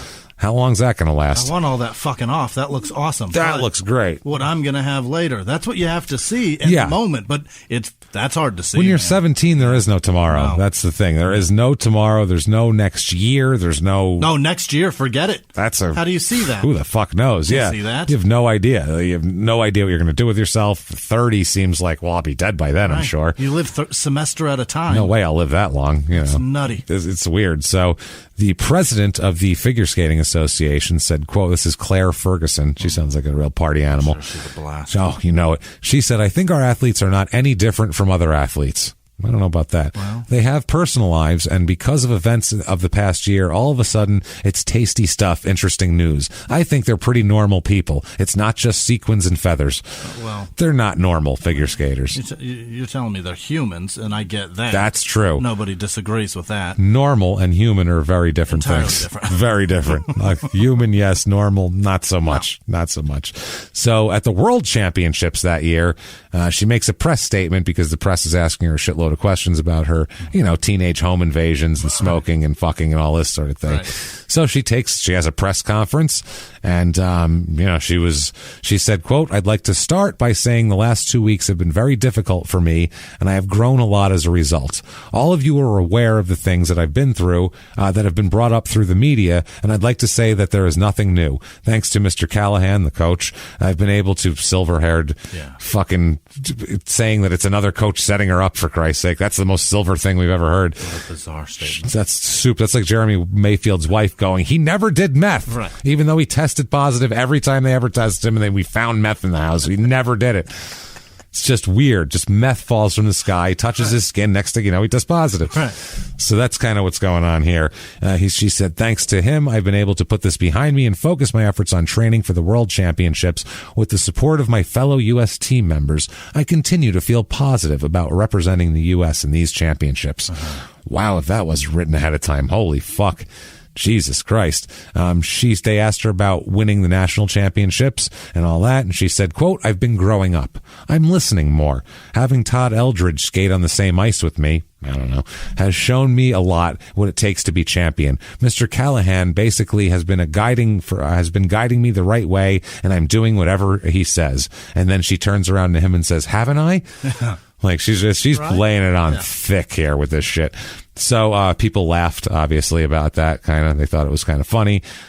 So she gets out there. They said that in the paper, all sorts of things in all these newspapers. They called her, quote, cutting a shy figure that belies her bad girl problems. They're basically saying she was trying to act like a good girl now and all sorts of shit like that. But hey, she's doing her press bullshit that they have to do. That's her job at this point. Yeah. So the next day, her coach says she did a great job with the news conference. He says, I think she really cleared the air for herself. And he says he understands that her story is a great subject, but mainly because the words figure skating champion are, it makes her a more... If she was a regular 17-year-old, you wouldn't care. It's like, well, yeah, because regular 17-year-olds don't win world championships in ice skating. It's different. Champion figure skater, you tend to look at a person different. It's just different. As much as champion boxer or champion anything. Right? Yeah. He said she's not allowed to have one toe over the line. A normal teenager can have the whole foot over the line and then some, and nobody says a thing. When they get charged with home invasion, everybody says a thing. That's the thing. That's the difference. If it's just breaking curfew and smoking, yeah, fine, but... That's a little bit different. And then they asked her, what about all the boys? And he said, quote, so Nicole likes boys. Keep reading, though. Maybe next week it'll be girls. Wait, what a weird statement. Jesus Christ, man. What a weird statement to make. She likes everything. She just wants someone touching her fucking pussy at some point. So wait till you find out she was trying to fuck that dog. She tried to fuck me. I said, no, honey, sweetheart, I gotta fucking, come on. Anyway. It might be girls. Leave her alone. They also asked, is she the next Tonya Harding? And he said, no, of course not. She calls herself a free spirit, which she is, and that helps make her a good skater. Mm-hmm. He said, as long as she does the work and as long as she goes out and performs, her lifestyle belongs to her. Yeah. No matter what she does, if she smokes, if she has a lot of boyfriends, he's just going down the list. Listen, it doesn't matter if she's a fucking ski-foos fucking hooah. You know what I'm talking about? I don't care. She can go out. She can suck every fucking dick out there. She can go to the factory, go down the line, and suck each and every cock on there for 50 cents a pop. And I'll go, you know what? She's a nice young lady. That's what I'm talking about. Doesn't matter what she's smoking. Cigarettes or poles. Leave her alone. Leave her alone. So, yeah, doesn't matter if she smokes, has a lot of boyfriends. If she's had an up and down family life, if she completes a perfect program on the ice, what am I going to do? Complain? Mm. Fair enough. If she was doing anything to the point of excess, she wouldn't be the U.S. ladies champion. Well, yeah, because since she got arrested, she's had nothing to do with focus because she was worried about her court case. So this is like her most focused ever that she'll ever be. It's she said that everybody's talking about how good she was and how, you know, she's coming along so well. Somebody says here, I get the feeling that the ice skating community was ashamed. No, not ashamed, but maybe surprised and disappointed about what happened to her. I can understand that, but I try to explain to everyone, if you're going to be a major sport, it's going to happen. Yeah, if you don't want to be hidden behind something, once in a while your people are going to do something bad. Right. It's going to get publicity. He said no other major sports exists without unpleasant times and unpleasant people, which is fair. She had a good year in 95, comes back from an injury, and places third at the World Championships in Birmingham, England, behind Chen Lu of China and, Surya Bonale from France. Yeah. And then Michelle Kwan was fourth. Really? Yeah, so there's that. She did, it says here, I don't know what this means, but if you know anything about figure skating, maybe you will. Bobek mastered all the elements, 4 jump spins, footwork, and her mesmerizing spirals at a tempo unmatched by any of the other 30 skaters. Okay. She's very energetic, and you can tell that. She's doing jumps and twists and turns and shit more than everybody else is. Everything seems to have like a certain spark to it, a certain force to it. Yeah. She's, she skates hard. She said at that point, quote, everything is coming to me that I've always wanted. Being on the world tour, being national championship, third in the world, being able to help kids. She says, it looks to others like I can't be in control and stay in one place. It's not like that at all. I need to find what's right for me, and I'll go to the ends of the earth if I have to. I'm a very free spirit and open person. I don't hide much. Some people don't like the fact that I'm very open. Some people do. It's just the way people look at it. The only time I've ever heard free spirit in any context is I fuck a lot. Yeah, I'm real. That's all that means. Yeah. So they said that she was really great in the program. She let it fly and, did a great job, and they were all very fucking happy with her. And it's a bunch of shit about ice skating I don't care about. They said in the past she'd have like lack of conditioning or be all, her nerves would be all off, but she had everything going for her this time. The men's silver medalist, the Todd Eldridge guy, he said this shows what a tremendous amount of effort Nicole has put back into getting back on track. Yeah. She's good now. Yeah. That's it. She explains that she's trying to be a different kind of athlete now. She says, quote, when I was a little girl, all I knew was that I wanted to skate. I wanted to be alone out there to feel the freedom of it. When I got onto the ice and the music goes on, I come alive. I'm not going to school now because I'm so busy training, but I would like to get my degree eventually. Most of my friends are professional athletes because they can relate to what I'm going through. Still, I'm a normal teenager. I like to shop and listen to music and sleep and gossip. Sometimes I write poetry and draw. Yeah. She left smoking out. She really wants to smoke more, too. I do that while I smoke. Well, it's easier to write poetry while you smoke. It's easier to write poetry about dicks and draw dicks and smokes and smoking dicks and dick smoking and it's fine. Fuck all the guys you want. Go for it. It's fascinating that is brought up so much every time they interview. So you fuck a lot? We're bringing that up way less about her and way more to make fun of the media making a bigger deal out of her fucking than having a home invasion charge on her fucking record. Right. I don't care who she fucks. $20 or how many? Meanwhile, Jeter's I salute you. Enjoy. Sending girls home every night with a gift basket. He's fucking constantly. Oh, yeah. They rarely talk about that. Yeah, I think 'cause she's 17 is what they're getting into. Who gives a shit? Well, if he was 17 sending girls home in limos with presents, not really. Isn't it? Depending on the state. Most states, though, Most states. No one's worried about the legality of it. I'm not saying it's right to worry about it, but a grown person fucking and a teenager fucking are different. That's another point, too. It doesn't sound like she's out fucking dudes in bars. She's just fucking other teenagers. She's just fucking her friends and her other athletes and shit. Yeah, they're a bunch of athletic. So, I mean, she's around a bunch of athletic, fucking good-looking people. Right. So what? Let them fuck. She's got her ass cinched up in those tight-ass pants, and we're supposed to not act like that's not hot? We talked about Olympic Village when we did the Hope Solo Jeremy Stevens episode. God. It's a fucking orgy the whole time. It's a bunch of attractive, athletic people fucking each other. That's all it is. People in their sexual prime and athletic prime. Yeah. What are they going to do? Let's get down. So stare at each other? Yeah. She said, I've really grown up in the last 2 years. When I first started, I just skated. I didn't realize the responsibility I had to my coach, to myself. Then before the Nationals, I really had to put my act together. My coach helped me to rethink things. You have to be responsible for the music in the program, for your arm movements, for your jumps. When I was young, I didn't think about those things. Now I see skating as a job. She says figure skaters have to project a certain image. You have to be a perfect little lady all the time. It doesn't bother me. I like to look neat. Tonya Harding got into trouble for wearing a dress without sleeves, and she should have. It was too muscular and not feminine. Jesus, leave her alone. Who cares? How dare you have muscular arms? That's how her fucking body works. Leave her alone. She got yelled at for wearing a dress with no sleeves, and she should have, because she looked like a dude. Because she looked like a muscular. Sorry. It's fucking not that Tonya Harding is, but that's sexy if a chick has that's good. There's some tone and some definition. It's Nothing pretty wrong rad. with that. Yeah. Too muscular, not feminine. Calm down. There's a lot of different ways to be feminine. You know what I'm saying? Plenty of ways. Plenty of ways. All sorts of ways. And they're all good. So in this sport, you can't be too aggressive. I'm used to putting aside what I want, going out with friends to parties, to dances in order to project a positive image. She's used to that. Right. Okay. I think I draw a lot of the media attention because I'm a very open person. It makes me mad when they get stuff wrong, but people will believe what they want to believe anyway. I don't particularly like my image as the bad girl of figure skating, but I don't want to deny my flair either or lose my individuality. My goal now is to win an Olympic medal. I dream of it all the time, of giving the performance of my life. If I accomplish that goal, I'm set up for life. I'll turn pro. I'll have my own ice shows. Once I'm an Olympic champion, everything will be great. Yeah. That's how they think. Like, I fucked up now. The whole life is fucked. Things are terrible. But once I get that medal, then I just relax and skate the whole rest of my life.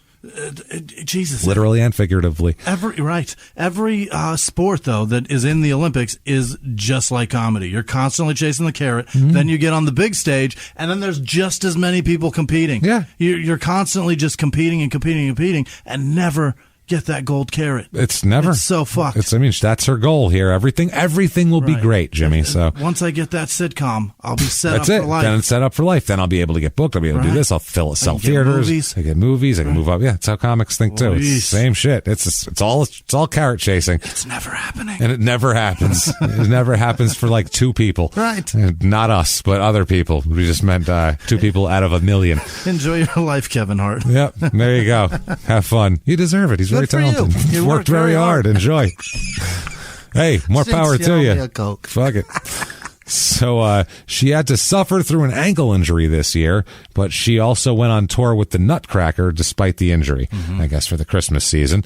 She decided to tour with the Nutcracker in 95. She played the lead role of Clara. It was a 21-city extensive tour that also featured Peggy Fleming as a sugar plum fairy and Todd Eldredge as the Nutcracker Prince. Yeah. So it's an Olympic who's who here. She's real proud of that guy. Oh, yeah. She went on to do many tours on ice. She did improv on ice in 1999 and the Grand Slam of skating in 1998 and 99. Oh, yeah. That's how they make a living, doing these ice shows. Improv on skates? Yeah. That's fucking awful. The 2 of them, you skate a thing and then I skate a thing and what about a little bit of this? Fuck out of here with that. Yes, and much more of a no butt kind of a guy. So her manager Steve Disson says that at the height of her fame coming up here in a little bit, she had about a half dozen endorsements and was making about $300,000 a year.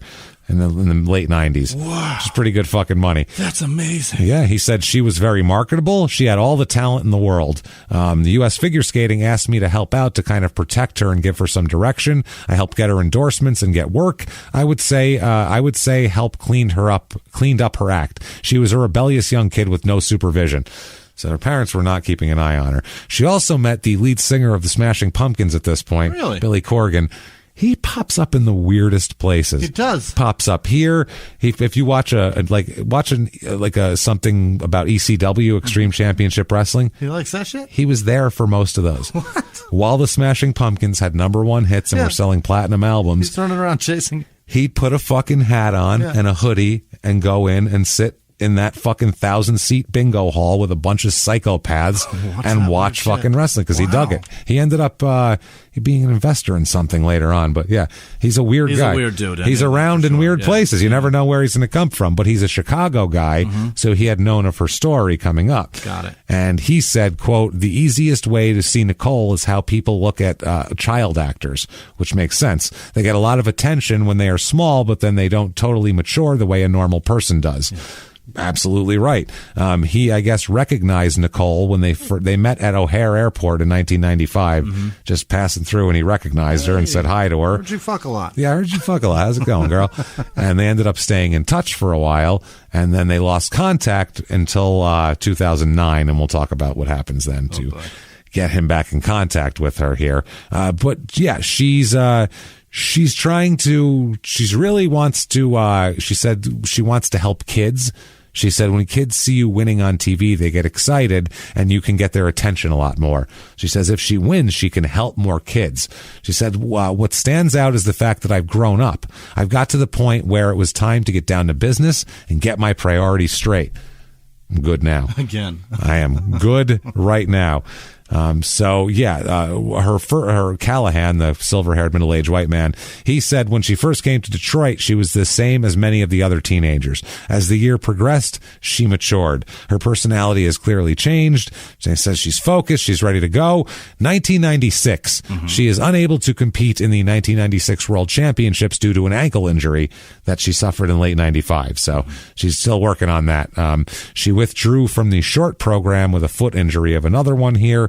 And this is when she reunites with Coach Fosse, the Rotini skate guy. Okay, so 1997, she's hoping she's going to the Nationals, and she's hoping that she's going to be, get herself back out there. Because of some injuries and everything, she's kind of fallen off the face of the earth. And people, when she shows up, they're like, where the fuck have you been? Right. Like they said, what's going on? You've been hanging out with Tonya Harding? That was the famous joke. Hilarious. And, she said, quote, I've been around in my own secret way. That's what she's told the press.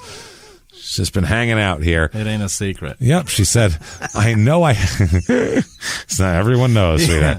She said, I know I have to prove a lot to people that I'm not out of the sport and that I'm still in it. A lot of people have questions. Where's Nicole? What's she doing? So it's, hey, don't forget about me. I guess apparently she'd also hurt her back last fall. And so she's just been kind of taking a break. She said she hurt her back so bad she could barely land a triple jump. Oh, no. I mean, I don't know what I would do if I couldn't land a triple jump. I'd probably just fucking slice my own wrists with my skates. I think, right? Fucking take them right off and can you imagine? Fucking damn it. During the 1997 World Championships in Lucerne, Switzerland, this is when she's competing. She says her big wants to come back out on the stage, and during it, her coach, Carlo Fosse, has a heart attack and dies. Oh, no! In the middle of the thing. Not like while she's skating, but at night in the middle of one of the things here. Now, his wife is also a coach and is part of the team.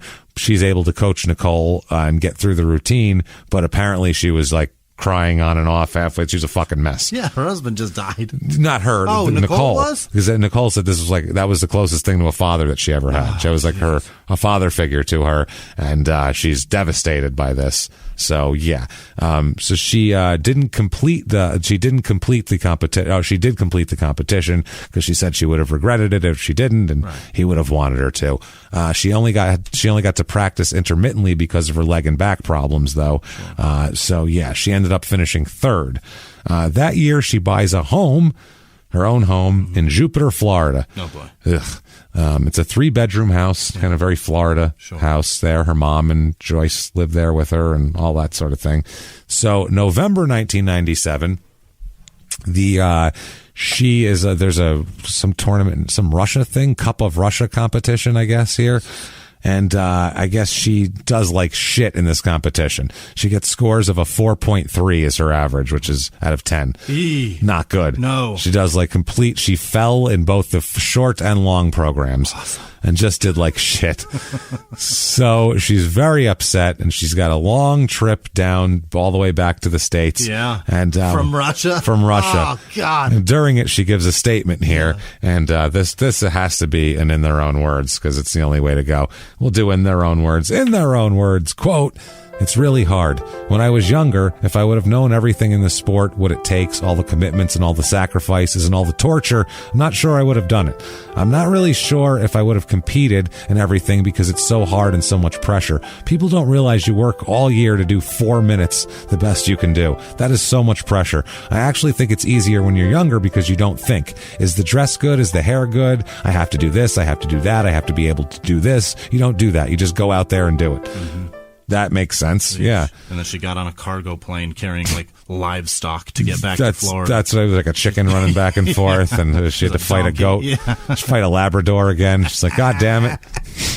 So covered in more feathers than her fucking gets off the plane. Yeah. That's fucking amazing. So that makes sense too, that she's not like, she's saying she's 20 and she feels worn out and washed up at 20, which is, that's brutal, man. Putting your whole life on the line for 4 minutes worth of showmanship. That's what they do all year. Think about Olympians. They do it. Off. Olympic like sprinters. Yeah. 25 seconds. Not even sometimes. That's fucking fast. Yeah. 100-yard dash. 19 seconds. It's over. That shit is, that's 10 seconds. All right. Whole year, 10 seconds. Oh, boy. It's nuts. So. And your eighth. Yep. Sorry. If you would have been, 59.89995, you would have been first and be a hero. But you were like that, much slower. So, sorry. It's the old Jerry Seinfeld has a joke. He's like, between this and this. This and that. That's everything, and you're terrible. Nothing. Just that. Seems like a waste. And I'm back to Bangladesh. That's it. So January 1998, she is going to compete for the third and final spot on the Olympic team. Mm-hmm. It is Tara Lipinski and Michelle Kwan are locks. They're on the team. Got it. She's got to compete basically with. They're doing a tour. There's a huge fucking backlog of people that all want to be on the team here. A top 3 finisher in the short program means a skater can become champion by winning Saturday's free skate competition. And she said, I've worked my whole life for this to get where I am today. It's time to go out there and show people that. Of course, making the Olympic team means everything to me, but I really want my title back at nationals. She says that. And she also says, I'm not thinking about anything that's happened in the past. I'm looking toward the future. Mm-hmm. Every athlete says this. This is a new life. This is a different situation. This is a very big year, and that's what I'm concentrating on. She said, this is good that no one's even paying attention to me while I'm here. She said, it gives me a chance to just slip in. She said, I actually feel bad for them going through the limelight. It feels good to get a little vacation from it. I know what they're going through. Talking about Lipinski and Kwan.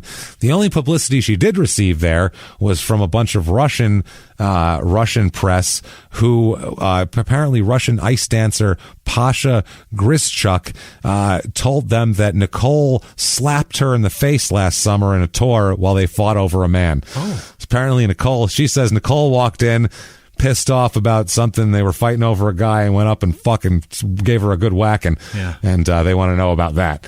So there's like some KGB there to question her. I like this though. I like that. She went and was like, stay away from my man, bitch. I like this. Good stuff there. So she said they asked her about it, and Nicole says that, quote, I didn't recall the incident. If you didn't do that, you go, that didn't happen. Right. I don't recall. In other words, I slapped that bitch good, and she fucking deserved it. So, she's doing all of that. 1998, she makes the Olympic team. She made it. She got the third and final spot somehow. Oh, shit. And it's the 3 of them there, and everyone's talking about this is the strongest team ever in the Winter Olympics. And it's basically, they're saying that they could go gold, silver, and bronze. Awesome. Just the three of them could run it. Bobek tells press, quote, "We can do it 1, 2, 3. No problem." No fucking problem. Sounds like a Home Depot slogan. We're good. We can do it 1, 2, 3. 1, 2, 3. No problem. It's Italian Home Depot. Yeah. You come on in. 1, 2, 3. We get you your shit. You get you the fuck out of here. Before you know it, you got a shed. There you go. Boom. Shed's up. I'm not going to help you build it. You build it yourself. But I got wood. The royal we. You could do it 1, 2, 3. Everybody. 1, 2, 3. You. I'm not doing nothing. 1, 2. This used to be a tree. This used to be a tree. Oh, what do you think of that? How about it? That's a guy. That's a pretty good business. That's Coach Carlo Fossi speaking. 1, 2. This used to be a tree. So, endorsements she gets. She gets a contract with Campbell Soup. Really? That's fucking mainstream as shit. Big, yeah. Along with Michelle Kwan and Tara Lipinski. They all appear in a commercial in the winter of 1998. All three of them are performing on the ice, and the soup is so hot that it melts the ice. The heat from the soup melts the ice, and they're all standing in ankle-deep water by the end of it. That's what it was? That's it. That's the commercial. I remember the commercial. I feel like I've seen it, too. Yeah, I've definitely seen it. She also appeared in commercials in Japan for Panasonic's campaign. That's there. Awesome. Yeah, so she's in those commercials. She's got a few little ones too, but those are her main big endorsements. She has a hip problem in warm-ups. She fucks up her hip a little bit again and falls several times during her program at the 1998 Olympics and finishes 17th. She fell at the Olympics. Oh, several times. Oh, Nicole. Did not go well. She had apparently her hip was pretty fucked up, and she went out anyway, and she couldn't do the things that she could do because her hip wouldn't hold it, so she was falling down and fucking up. And 17th. But she said that it was a dream of hers to make it to the Olympics, and she was happy that she got there. We can do it 1, 2, 17. 1, 2, 17. Fuck. How'd the other two do? I think they did do 1, 2, or 1 and 3. I think it was 1, 3. I think possibly. I hope it's 1, 2, 17. I think it probably was. Yeah. I think it probably was here. Oh, fuck. So, this, after that, she was not able to follow the year with the World Championships because she had other injuries, too. So she ended up back with Coach Callahan there again, getting ready for the U.S. Nationals, and then was unable to compete in those because of a sciatic nerve problem. Oh, no. So it's rough. She's got a lot of little nagging injuries, and I think you have to be pretty together. Pretty tight, yeah. Yeah, now without the injuries. Now her coach, Carrie Leach, the one who talked about all of her fucking earlier, he said, quote, "She could have been one of the greatest skaters, the United States has ever seen, but her work ethic was horrible. There are two sides to Nicole. There's a side that is sweet and nice and a great skater, and then there's a side that's a mystery. You never know why she did strange things." So, yeah. I would say so. She said, though, but she feels better. She said, "I've been working really hard." She said, "Before I felt almost programmed. This year, I have way more emotion. This is my last year of Olympic sanctioned competition. I want to finish on a great note." So, she decides in 1999 she's going to go professional with her skating career and join the Champions on Ice Tour. Yay. Yeah. She signed a 4-year contract to the tour, and she's going to do that. She has also does some coaching jobs here and there, like private coaching, because she's an Olympian, so that's lucrative for rich kids there. She's fucking 22. God damn it. She's doing pretty well. So at this point, though, she seems not focused on skating at all. One of her friends at this point said, quote, "It seems she was spending more time with members of the opposite sex than she was on the ice," which that's a young lady. Yeah. So December 2003, Joyce Barron dies. Oh, no. So, her de facto other mom dies. So, she's very upset about that. 2004, she is working on the Champions on Ice tour. I think we talked about. She's making like 6 figures, basically, skating around. Yeah, doing decent. The guy who runs it, Tom Collins. A drink? Like, I was going to say Tom Collins. Like, okay. Get me a me, please. One me with a lime, thank you. Excuse me, sir? And then you just slide your ID. Yeah. They wink at you. There he is. It's the only one named like first and last name, isn't it? Tom. Yeah, that's what I'm saying. It's the only one. It's Tom Collins. Pretty good. Hi, how you doing? Hilarious. Yeah, he's better than the most interesting man or whatever. He's got his own fucking drink. Hi, I'm Tom Collins. That guy's not named Dos Equis. You know what I mean? Fuck no. That's what I'm saying. He just likes. We don't even know that old man's name. No, fuck him. Old fart with a beard that those girls wouldn't fuck unless they were told to. Beer. Yeah, drinks gross beer.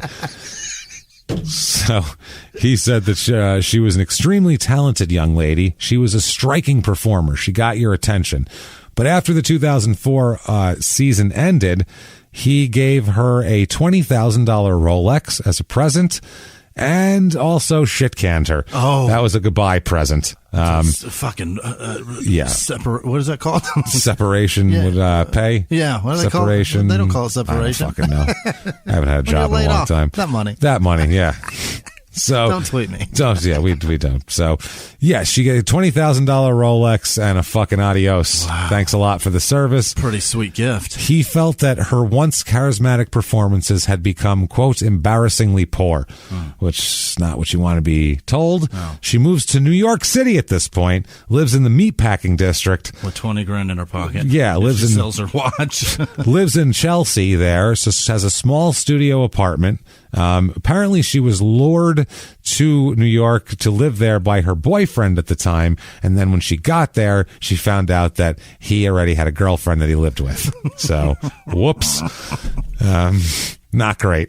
Yeah. So she ends up getting a studio apartment in Chelsea. And Chelsea is especially back then, that was a real, now too, but it was an up and coming party area big time back then. So, clubs and bars and I mean, you don't have a boyfriend, but you will soon.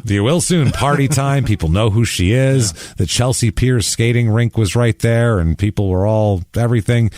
She says, Johnny Weir, the skating guy. Yeah, he says, what fantastic, wonderful girl doesn't want to live in New York City at some point in her life? So, yeah. That sounds like a Johnny I Weir. did. Yeah. He was going to say I did. He said that they became friends in 2004 with the Champions on Ice tour. He said his favorite memories of Nicole involved talking all night in her hotel room after a show while she took a bubble bath and ate grapes and cheese. He says when she moved to Manhattan, she decorated her apartment with Hello Kitty shit. She's almost 30. This is in 2004. Yeah, she's in her 20s. Hello Kitty shit everywhere. He said she loved to dance. I heard she was out partying a lot, out dancing at the clubs a lot. New York City is a lovely, wonderful place, but there is also a dark underbelly you can get caught up in. Easy. Very easy. He said Nicole was in some ways secretive and was closed off from people. If she had a problem, she wouldn't be one to throw it out in front of everybody. She'd keep it to herself. So in addition to that, she has no other job. She doesn't have a high school diploma. Right. She's just floating. Her mother pays her rent. I don't know if her mother took her earning. I don't know how it works, but her mother pays her rent and gives her a $350 weekly allowance. Oh my God. So that's her allowance. What year is this? 2004. Oh my. $350 a week in New York. Right. Which isn't very much, honestly, in New York. That doesn't. A Chipotle bucket every couple of days. Yeah, food is expensive there. Yeah. But she just basically went right into partying, dove right in. She said, quote, I hopped onto the club scene. I made myself a party girl. Jesus. I feel like she was a party girl. Right. She's just now doing it in that atmosphere rather than in like the Detroit suburbs. Right. She's like in. And also, figure skating is not occupying the time that I can use doing it now. Yeah. Oh, the other thing she's doing, by the way, she spends about $200 a week on crystal meth as well. Oh, no. Because she's doing crystal meth. Oh, shit. The rest of the money went into clubbing and bullshit, and she said she ate on the cheap a diet featuring crackers, ramen noodles, and SpaghettiOs. You used to be a champion. Yeah, no, not anymore. Good Lord, that's... Yeah. Later on, because something else will happen, her criminal defense attorney will say she was nurtured as a skater since 3 years old, and after all that ended, she fell into a sleazy world she was not prepared for. Her mom sees her only three times a year from 2004 to 2009. Mm-hmm. So not a lot at all. Her mom knew even that she was using drugs. Her mom at one point was trying to petition to have her put in a rehab, but pulled it back because she didn't want Nicole to stop talking to her. Right. Because basically Nicole whenever she'd bring up drugs, Nicole would push away from her. Mm-hmm. So she wanted to keep her close by. rather than helping her. What the fuck happened? Yeah, she said her mother said she knew everything about it, and you could tell basically. And she said that she used to go home a couple times a year to relax, and she said, I used to joke I'm going home to detox. That was her deal there. 2006, she's in a feature film again. She's in a Sean Penn Jude Law movie called All the King's Men. Really? Yeah, I never saw it. Didn't that win Oscars? No, it's got an 11% on Rotten Tomatoes. It was a huge flop. Financially, critically, not Maybe good. Maybe that's why I've heard of it. Yeah, not a good one. Based on a novel. She plays a skater who's skating seductively while some guy stares at her. Oh, no. That's all it is. Also that year, she's arrested for unlawful speeding in Florida. Now, I looked it up. Her fines for this are $12,950. What'd she do? So I looked up the statute, and apparently this unlawful speeding, it's not a regular speeding. It's like a speeding in a particular environment. Like it would be like speeding in a school zone, speeding construction zone, speeding in inclement weather, going to, way too shit like that. At the risk of $12,000. It's a dangerous. That particular part of the statute is for dangerous driving, like a dangerous unlawful speeding. In Florida, was she dangerously speeding through a hurricane in a construction zone that happened to be a school zone too? While being chased by roosters. Right. It's Florida. That's what happens. So she is arrested for that and pays that. Her life, though, at that point, she's been in touch with basically nobody involved with figure skating when she's in New York.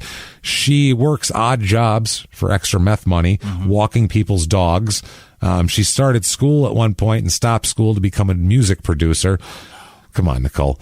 The original methy behavior. Just I'll go do this. No, now I'm resetting that's all good now. Let's do meth for a while longer. Her original plan moving up there that she told everybody was that she was going to study fashion at the new school in Manhattan. And she says, though, but it was too costly. And she ended up instead going to the clubs and hanging out, where she met a bunch of people. May 2009, there was a visit for Yana's birthday there.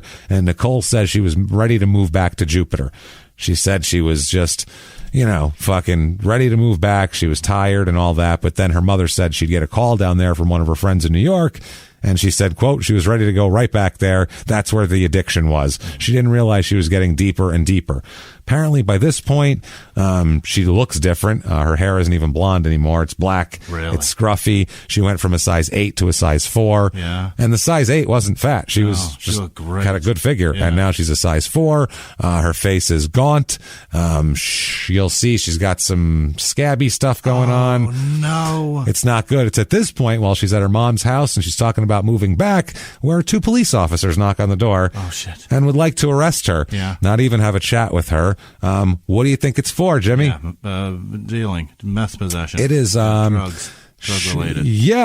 She is apparently involved in a meth distribution ring. Jesus Christ. She got involved through her roommate, who worked for this guy Cruz's ex-girlfriend. And we'll talk about him and who he is. The investigation had been going on for over a year, but she only showed up on the radar a few months ago, and they honed right in on her. This is June 26, 2009. New Jersey authorities busted 28 people in what they said was a meth distribution ring. She was originally charged with level 3 conspiracy, calling for 10 years in prison. That's that's what that is. Prosecution said she had a significant role in the operation, and she ended up having to spend 11 days in jail before she made bail. Want to see a mugshot? Oh, I don't know if I do. Oh, Nicole, what happened? Oh, no. She looks like a clown. She's got the dirt makes clown makeup. She's got that's all terrible. All pot. She looks so different. It's really bad. It's sad. That's her eyes look. Yeah. Her eyes look hollow too. It's just not good. They should flash that picture next to her adorable picture. That'll help a lot. That's a meth. That's a meth ad right there. Anti-meth ad. So she is just in jail, sitting there. Yeah. Fucking waiting trying to get out. She's a mess. She can't get out for 11 fucking days, which isn't good. Obviously, she knows this mugshot's gotten out to the whole world, and that can't be great for her. Anything, her self-esteem, anything like that. Campbell's has seen that. Oh, Campbell's has definitely seen. No soup for you, ma'am, I would say there. And she is very hungry, though. Yeah. And she's like, man, I wish they would have better food in jail, obviously, as you would imagine there. And then she gets a knock on the door. and it's my grandma with frittata sandwiches. And she says,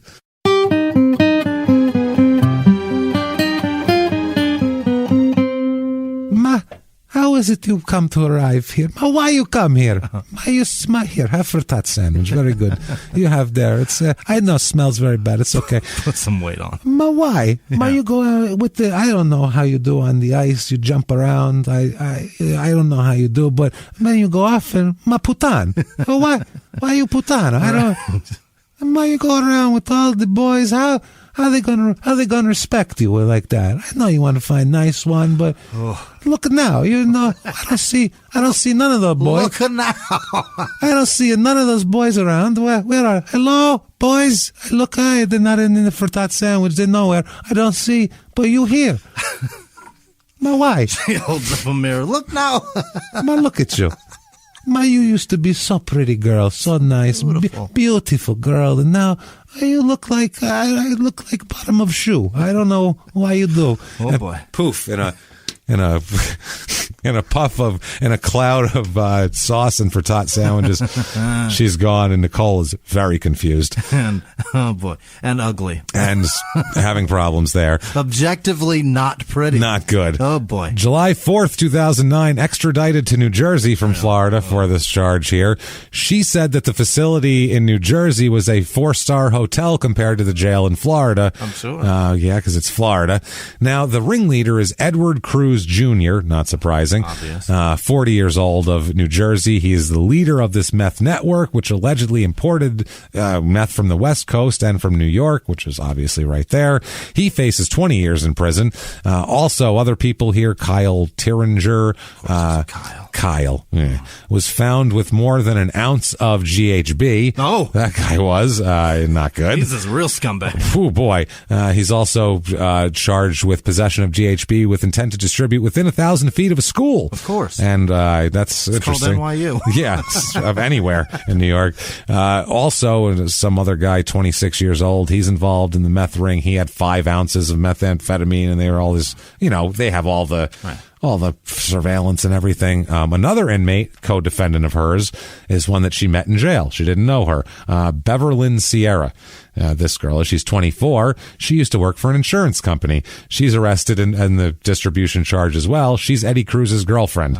And she says she's been charged as kind of the ringleader right along with him because she's his girlfriend and they live together. She's been getting the benefits of whatever, I guess. She's been dating him for 7 months and lived with him in an apartment until their arrest.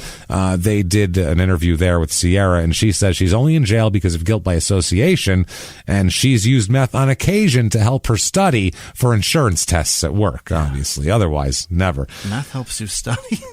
Interesting. What? No. She said, I was surrounded by people that dealt drugs. This is Sierra, that Sierra girl. You know what's sad? The people that were doing it, they are out there. They are out there living the life. What was I doing? I was working. I was being a good girl. I can't wait for my court date. I want to fight it. She's got a $200,000 bail, so she's going to chill for a while she waits for that. She thinks that somebody that's out there addicted to meth is living the life? Living the life. Wow. Just fucking sucking down meth like a champ. the fucking logic. I'm in here. They're out there living the fucking life, living it up. I'm out here working a day job, benefiting from the sales of meth, and I'm in jail? How dare... These meth users are out there in their limos, eating their fancy dinners, going to their fancy parties. Oh, good Lord, the logic of this dumb bitch. Sending their kids to Ivy League schools, and where am I? Man, she also... Oh, the injustice. Oh, goodness. This Sierra woman says in the press she has no problem of acknowledging Nicole's involvement in the ring. Mm-hmm. She says that Nicole distributed the drug out of her Chelsea apartment along with 3 other people that would come pick it up. Right. Quote, her house was being used, her apartment was being used, people would go over there, pick up the drugs, and leave. So she was pretty much distributing. She was a fucking clearinghouse. Right. That's what she was. She was the stash house. The drug spot. She's a stash house. Right. That's the same thing. That's whether you're handing the meth to someone, buying it from someone to then hand to someone, or you're the person holding it in the middle, it's all the same thing. Right. You're a stash house. Which and it was Sienna or Sierra? Sierra. I'm sure your place had a lot more. Yeah, it did. Just broken up to, you know what I mean? Yeah. She's a dipshit. So they asked Bobek about that, and she said, quote, legally, I can't answer that question, obviously. Sierra says she didn't even meet Bobek until they were in jail together, but had spoken to her over the phone when Bobek had called for Cruz on multiple occasions. She said the first time they saw each other in person, Bobek's introduction was this: I'm from Florida. They call me West Palm Bitch.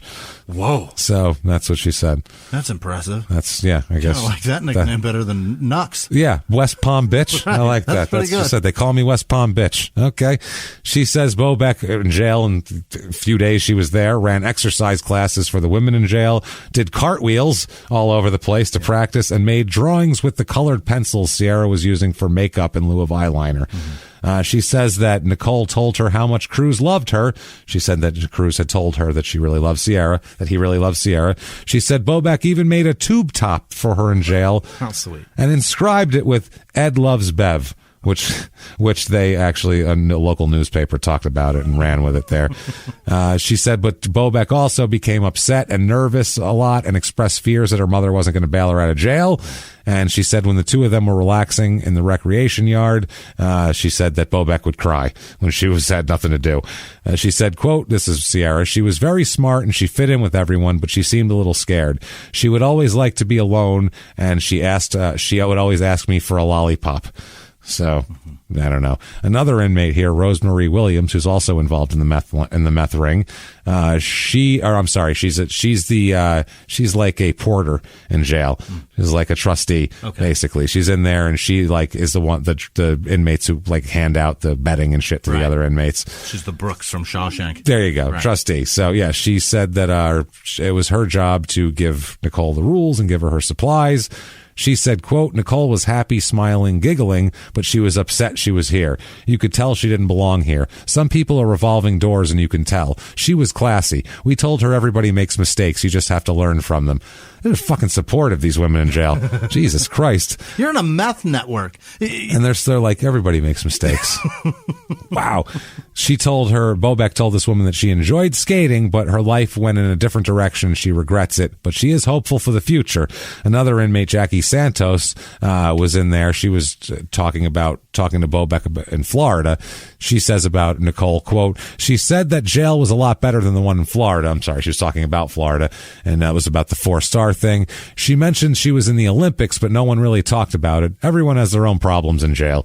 So, yeah, the Santos lady said, I like her. She was really friendly. She left me her number. She lives in New York also, in Chelsea. So, yeah, she hang out with other inmates when you get out. That's a good lesson learned. She said that another woman said she'd barely noticed her. She said she was social, but when it comes to the officers, they try to stay away unless they have a question. Everyone is miserable in jail, but you make the best of it while you're in here. I just think it's sad for someone with so much talent. But it's never too late. Everybody has a story to tell. I hope she makes it. What the... Women are so fucking different. Men would be like, I'm glad I got to rape him while he was in here. That would be not, I hope she makes it. I hope I get to rape him again in a different jail, or maybe on the outside, if God willing. I'm going to be honest. He had the tightest asshole in here. It's a shame he's gone. It's a shame he's gone. Totally different. Wish his sentence was longer. Jesus Christ. July 9, 2009. Her mother said that she would never do anything criminal. This is ridiculous. Wow. She said her daughter liked to party and may be in trouble because of the company she keeps, but she would never have meth. Oh, she said, quote, if she is in some kind of trouble, she's probably in some trouble because she got in with the wrong company. I do strongly believe she would never do anything criminal. She said, did she party? Probably yes. I know she's a wonderful person and she has a very good heart. A lot of times that's been taken advantage of.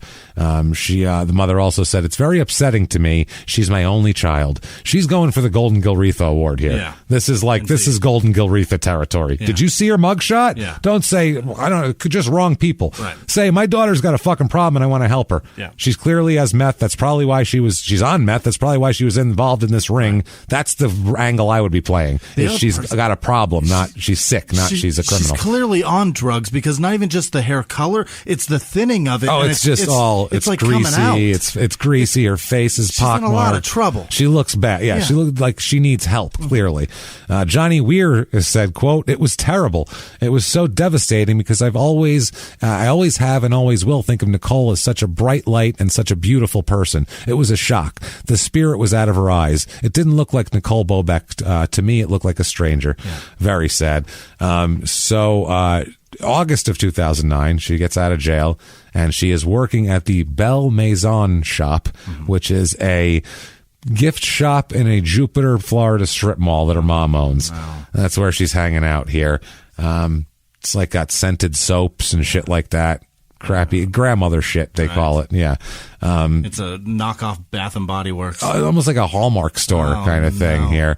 So she spends most of her time there, hanging out, doing her shit. She says, people know who I am. There's pictures of me all over the store, so they obviously ask, and then I have to talk to them about shit, and that's no fun. James, her hips went bad. Her hair went black. Was that a black lab, and was it radioactive? I think so. I think that's the Is problem. She turning into a dog? I think she got bit by a radioactive black. Her hips went bad, and she grew black hair. But she could smell meth from 3 miles away. Right. She could hone in on it. Meth in New York from Jersey. It's from Florida, from Jupiter, Florida. So they call her West Palm Bitch. West Palm Bitch. I wish I could name the show West Palm Bitch. What's a female dog, James? That's what I'm saying. West Palm Bitch. So I said, yeah, I'm totally up with this theory. She has turned into a lab. She's like a spider lab person. She's having a Spider-Man syndrome here. Unbelievable. So apparently fall of 2009, she started seeing an addiction counselor, started taking classes toward her GED and all of that sort of shit. She drove to the Palm Beach skate zone looking for a place to skate. After a couple weeks, she asked the rink manager if she could work there. And so she began working for free, managing the concession stand. Jesus. For free. No. Handling skate rentals, mopping floors, and cleaning toilets. For what? Free. For free. Oh, boy. She's a service dog. This is not good. She's a service dog, but a service dog, I feel like, would get more treats than just skating. They would get those little steaks, and she's not getting that, dude. I don't see it. I don't see it at all. No. I feel like she's more... that's very. Still gonna have to put her down soon. I think. Gonna have to put her down with those hips like that. Right. I feel like we're gonna have to. She worked there so much that the guy said, "Okay, I guess I'll pay you since you're here all the time anyway." She worked there for a long time. She started teaching power skating and edge skills to hockey players there, just to teach them shit because she knew stuff that they didn't know, I guess. And apparently, the guy who owned it didn't know who she was when she showed up. But then after learned about her, looked her up and found out about her skating and her drug use and her criminal history, he said he wasn't going to let the past affect his judgment of her.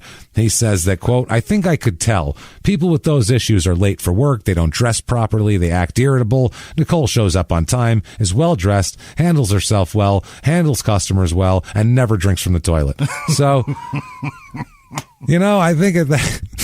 He looked her up, saw she used to get a lot of blowies, and was like, "I'll keep her around." Keep her around. I heard she's fun. I'm just going to say that. It's got her nose in a crotch. Yeah, just... She's a fucking black lab. She is a black lab. Or a yellow lab, or a fucking chocolate lab. It really doesn't matter. We don't know what color. Oh, fuck. So, some parents, though, had reluctance to have their children around someone who literally is still going through the court process for meth distribution, which is understandable, I would say here. Among them were her boyfriend's parents, who didn't like her either. Her boyfriend's name is Brendan Yankee, who was the assistant rink manager and 21 years old, which is way younger than her at the time. So, that's interesting. He said, quote, "When we started dating, they were concerned about me getting involved and possibly getting into trouble, and I can't blame them for thinking that. Once they started to see who Nicole really was, they welcomed the relationship." Yeah, I bet so here. She said that another parent said, "Everyone here knows her and likes her for who she is, not what she did." Okay. So, they're all saying that. In late 2009, she appeared in the rink's Christmas show and skated skated on synthetic ice at a local mall for a charity fundraiser. She also talked with Todd Eldridge about having basically people getting her back into shape to skate. That's what she wants to do. She said, quote, "There's a skating body in here somewhere." Yeesh. Without the meth, probably. She said she stopped smoking. Her boyfriend confirms it. Her hair is blonde again. She covered up her pockmarks and pitting with fucking makeup now. She looks better. She's not on meth, obviously. Good. Still looking decent. She did miss a probation appointment, though, and that wasn't great, but she had to do drug tests immediately and all that, and she passed them and all that. If she fails a drug test, she could go to prison for 5 years just for that. Oh boy! So she's in tough shit just because she hasn't even been sentenced yet. So she's being fucking watched very closely here. Her Fosse's wife, Christia or whatever, said, "Hopefully the change will last. At 33, you either pull yourself together or go bad for the rest of your life." I love how fucking blunt people from Italy are. You either pull it together or you're gonna die. I don't know. Fuck out of here. What do I care? You're bad for the rest of your life. You're bad for the rest of your life, like an apple with a bruise. Right. It's not gonna get better. Now, she said that she needs to prove herself. She's focusing on her GED right now. I want to finish high school and write the judge, letting him know. That's what she's got to do, this sort of thing. Like, hey, look what I'm doing. I'm 33. So she had a drug counseling appointment. She's driving a Volkswagen EOS, is what this article says at the time. And the office she goes into, she has to, basically it's the same building where you register as a sex offender she has to go to, which is very nice. She doesn't have to do that, obviously. She'd been there. She said she went the day before, waited an hour in line, and then was told the computers were down. So just stood an hour with these yuck people. Yeah, this time she walked in and they told her they still weren't working, so she could take a hike now. This was on her 33rd birthday. She had to drive to 4 different Palm Beach County locations to have a probation officer assigned. That was what she had to do. And then she the law gave her 48 hours to register as a criminal living in the area, and then she finally got it done. When she was trying to do it there. She said, quote, "They make it really difficult for you to get back into society. It's a pain in the butt to get into trouble." Yeah. That's why we all don't involve ourselves in meth rings. It's just a pain in the ass. It's a deterrent. It's supposed to be the fucking hassle that it is to fucking deal with it. That's what it is. She said, quote, "I couldn't have been given a bigger chance in my life to do something right." So she wants to do something right. 2010, she pleads guilty to conspiracy to distribute crystal meth, and for her, her whole role. She says, "I take full responsibility for my actions. Not everyone falls into substance abuse because of the loss of a job or the death of a loved one." She says it was Joyce's death that made her turn to meth. Okay. I don't think so. Now, on her crime here, Edward Cruz, by the way, he's going to end up getting 16 years in this as the leader of this whole thing. He says that Nicole admitted that to only obtaining drugs and meeting with Edward Cruz. She says she never sold drugs. It was just a stash house. Okay. Yeah. So I mean, duh. She said when they got me, I was passing something along to a friend, and I didn't get a penny out of it. What I got was a little bit for personal use. So yeah. Oh, Jesus. You did sell drugs just for a shit price. Right. You did it for meth because you're a fucking crackhead that they can give 12 cents worth of meth to rather than actual money. Right. That's fucking that means you were even sadder down the food chain. Jesus. She's just a user with a stash house. And I didn't get a penny out of it. What I got was a little for personal use, and that's why I did it. I didn't need to sell drugs because every Monday I had my $350 in the bank. Prosecutor wants jail time. Yeah. Prosecutor says she is a significant player in the ring. Her apartment and everything played a huge part in all this. Couldn't have been done without her. Sure. And distributed $10,000 worth of meth a week out of her apartment. Holy shit. That's what they're saying. He said, quote, "This is not a situation where she was buying drugs to pass it on to another associate." That's the prosecutor saying she is fucking, she's involved. She made her first court appearance, and her bail was reduced from $200,000 to $100,000, which I suppose is helpful there. They said the prosecutor is asking for 364 days in prison. for a level 2 conspiracy, manufacturing, distributing, dispensing crystal methamphetamine. That's the difference between prison and jail, right? Yes, 364 days in prison, but I don't know how they would do it there. She stood, it's just a year, I don't know. She stood in the courtroom there. She listened to the prosecutor. She said that she was beyond terrified. She said she hoped the judge would see the evidence, that she's working, going to drug counseling, she's getting her high school diploma, she's doing all this type of shit. And then she said, I believe the judge did see even the mugshot. He mentioned the way it compared to how I looked now. Yeah. That she had cleaned herself. You can tell she's not that now. She just looks a lot better.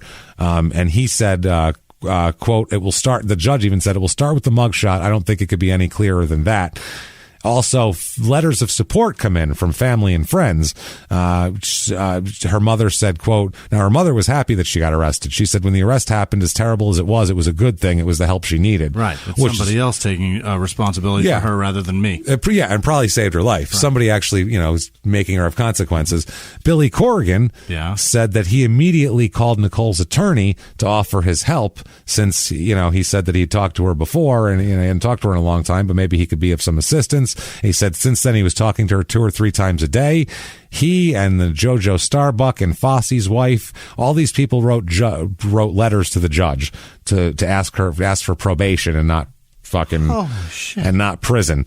One letter from JoJo Starbuck said, I know that Nicole is truly ashamed, humbled, and contrite by any actions that led to her associations or involvements in this conviction. I believe that she desperately desires to not only put this nightmare behind her, but to work hard to establish herself as an inspiration and role model again.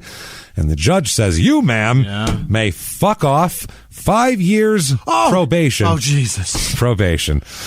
Yeah. Going for 364 days. Yeah, no. And 5 years. Oh, God. Oh, Jesus. How much do you hate me? Oh, geez. And 250 hours of community service. Still a pretty big deal. And a big fat fucking fine that she'll never be able to pay back. Really? Yeah. She says she views her punishment as an opportunity.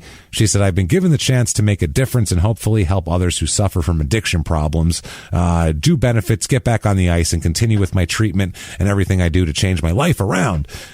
So yes, JoJo Starbuck told her that, Nicole, you have to prove to everyone you are who this letter says you are that he wrote. I want that judge to sit in his easy chair some night and watch you do something great or read about it and say to himself, I'm glad I made that decision.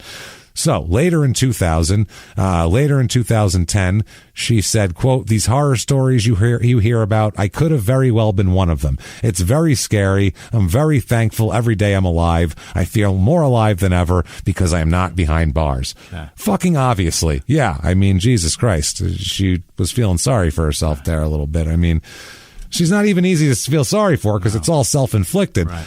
I'll tell you who is easy to feel sorry for. I feel sorry for these people, Jimmy. Nicole Bobek, customer service analyst at IEEE in Greater New York City area. Oh, no. Definitely not her because she went to Johnson & Wales University. Right. And I know fucking this one didn't. Nicole Bobek, International Design Source Inc. in Naples, Florida. Again, not her because she went to Florida State University. So, those ladies. How about that? Yeah, not great. 2010, she began teaching skating to other junior hockey players. Todd Eldridge invited her to a Stars on Ice show where she reconnected with her old coach and starts getting back into shape. 2011, she returned to performing at the Skate for Love benefit for the Susan G. Komen for the Cure Foundation. That was hosted by JoJo Starbuck. And she said, quote, I've been back on the ice for about a year now. It took me a long time to get my balance again after 6 years. You really lose the rotation and all those things. It took me 3 months to do a single axel again. Wow. I hear you, sister. Longer. Yeah. By January 2012, she had recovered all of her double jumps except the axel. It says, I don't know why that's important, but November 30th, 2011, she does the Caesars Tribute 2, a salute to the ladies of the ice. And it's one of her big first appearances. She says, I'm so excited I can't even explain. People are asking me if I'm nervous, and I say, I'm not nervous, I'm excited. It's a really great feeling. The response I've had from family and friends is wonderful. They're so excited. It's a huge step. I'm so very proud. I'm blessed that I've been given a second chance in life. Life is so much better now. I think I was in a dark place, and now I believe that I have God on my side. side. God on my Caesars? side. Was this in like Vegas or was this like sponsored by Little Caesars? I don't know if it's sponsored by Little Caesars or a tribute to Caesar himself. What the fuck was going on here? Fucking something. Skating. I truly believe that I bloomed into a different kind of person. Yeah. And she says, honestly, it's taken me a really long time to get back into form. People say, oh, it's like riding a bike. Well, not really. It took me 3 good months before I could even start jumping. Yeah, the show includes Tara Lipinski, Nancy Kerrigan, Sacha Baron Cohen. Borat's there. Did he bullshit him? I think. Shut up! Wow, he's really good. He's best bullshitter of all time. He's the best. He's the best. He made them believe he's an ice skater. He learned to do like triple axels and shit to fit into this. That's impressive. That's wild. Sasha, my hat's off to you. Just to get them to say incriminating things about child exploitation. Yeah. Just going to have him say it there. Oh, boy, my butthole still hurts from when I was 9 years old and my one coach stilled me repeatedly. Does yours? So, the event also includes a tribute to Peggy Fleming. Very exciting. Yeah. She says, not only is it an honor, I think the whole concept of the show is just a fabulous idea. Between Peggy Fleming being there, Nancy Kerrigan skating, and Sarah Hughes, I don't think you can get any better than that. I know I'm fucking breathless. I'm blown away. So she said, quote, one of the things skaters hold on to, and I think the audience loves to see us do, is our trademark things. We say we're doing our tricks out there and doing the tricks the best we can. The joy where I am now is not about the demands of competition. It's that you have to do 5 triples in the program or 20,000 spins. I skate now because I love to and for the audience. It's totally free, a different kind of skating. I'm out there enjoying the music and feeling the crowd. I've never been more excited. Okay. Wow. She has replaced fucking and meth with skating. Yeah. So since then, she also goes and gets trapeze training and aerial hoop training at South Florida Circus Arts School. Oh, boy. And then she joined the circus.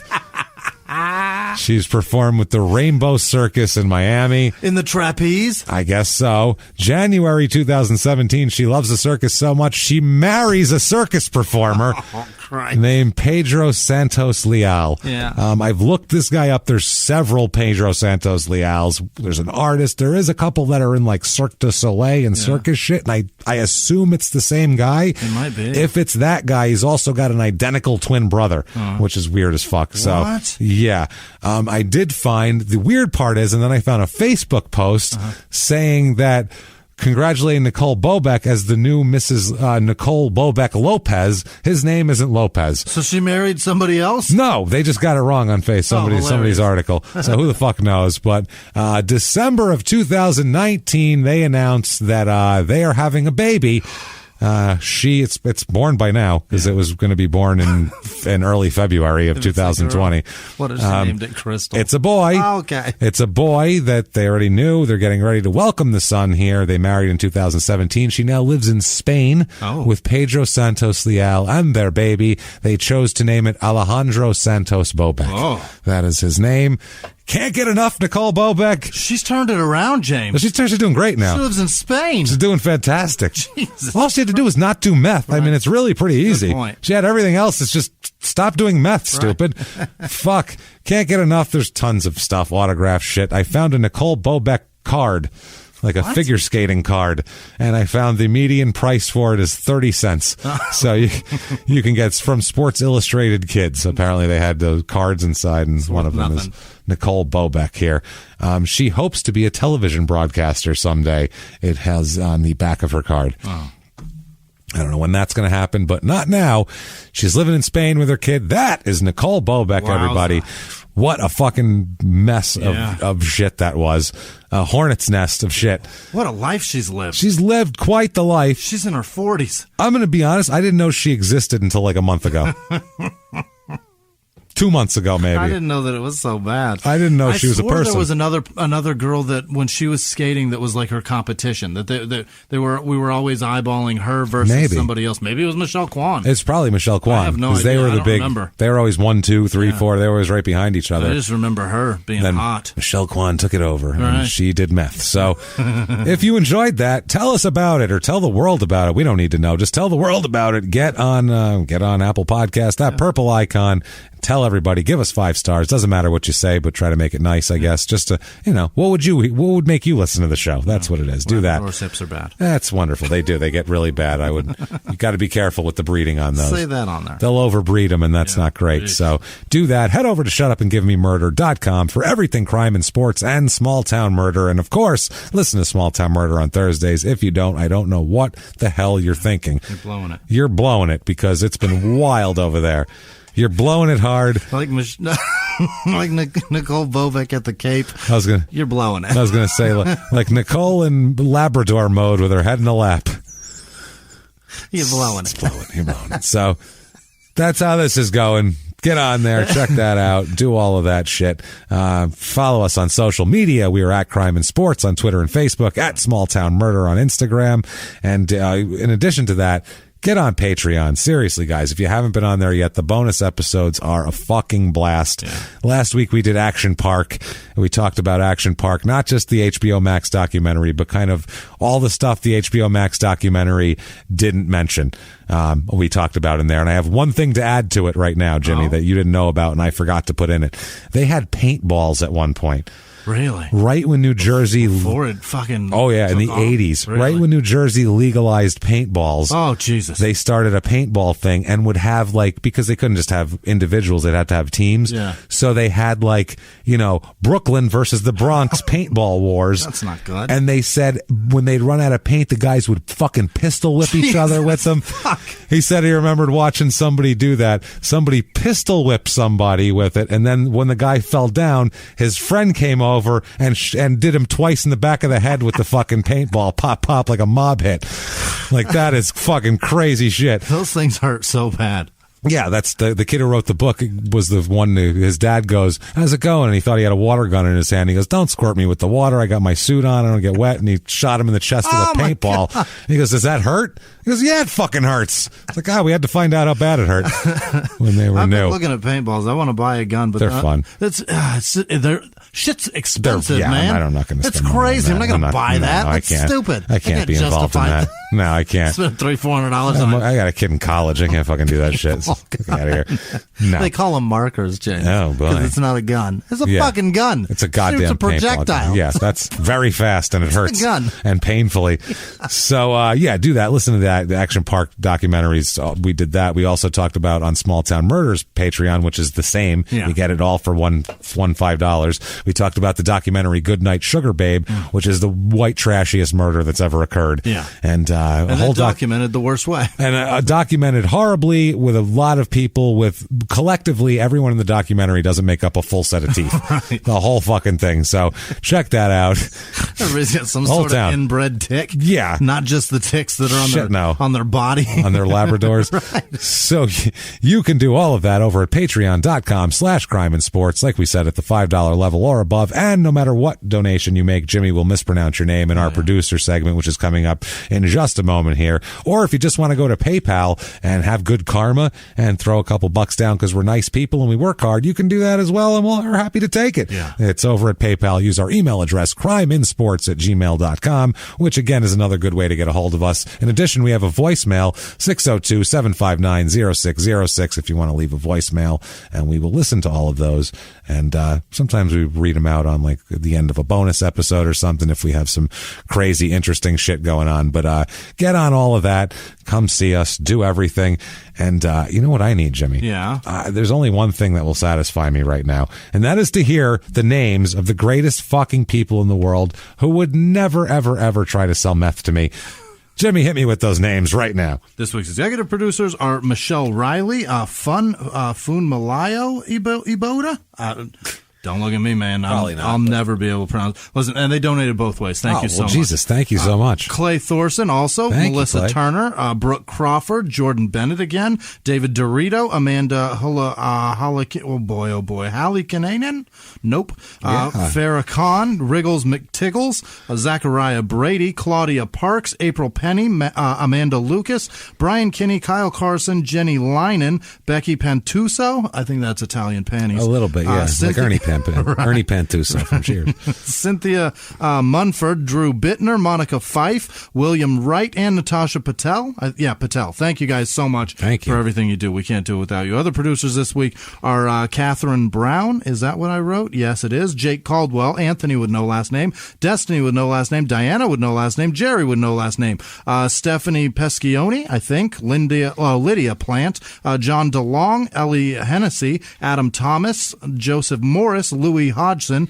Carl Kirshner, Peyton Meadows, Kim Hagan, Michael Peterson, Lindsey Johnson, James Martyr, Michael Bullwinkle.